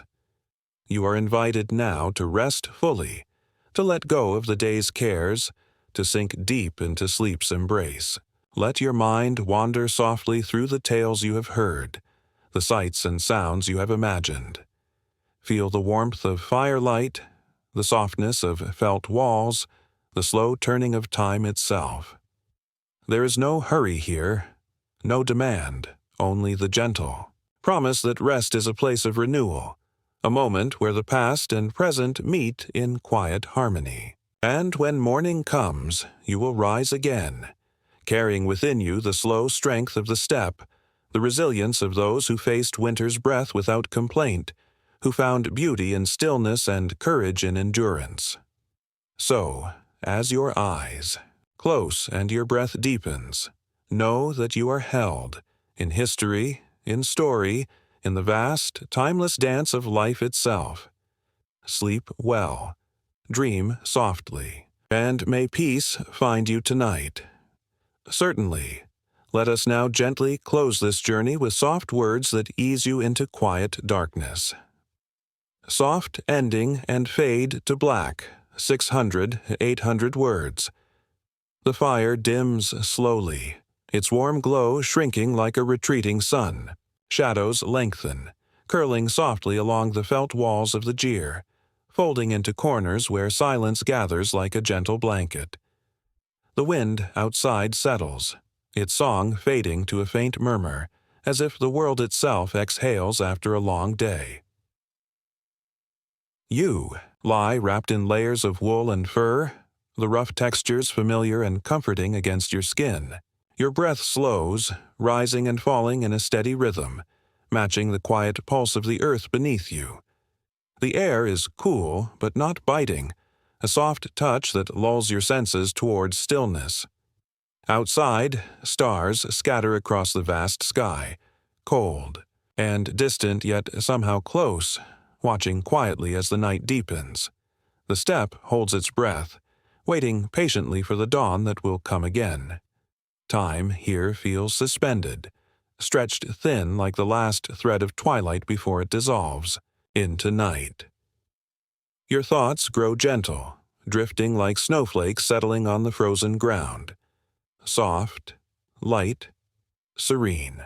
The world narrows to the warmth of the fire's fading embers, the steady beat of your own heart, and the slow closing of your eyes. You are safe. You are held. The cold, vast expanse beyond these walls is silent now, resting until morning's light returns. Inside, the quiet hum of life continues, a whispered promise that after darkness comes light. After rest comes renewal. Breathe slowly. Feel the weight of the day lift from your shoulders. Let your mind soften, your body relax, your spirit find its home in this moment of peace. The fire dims, the wind rests, you breathe, and sleep finds you.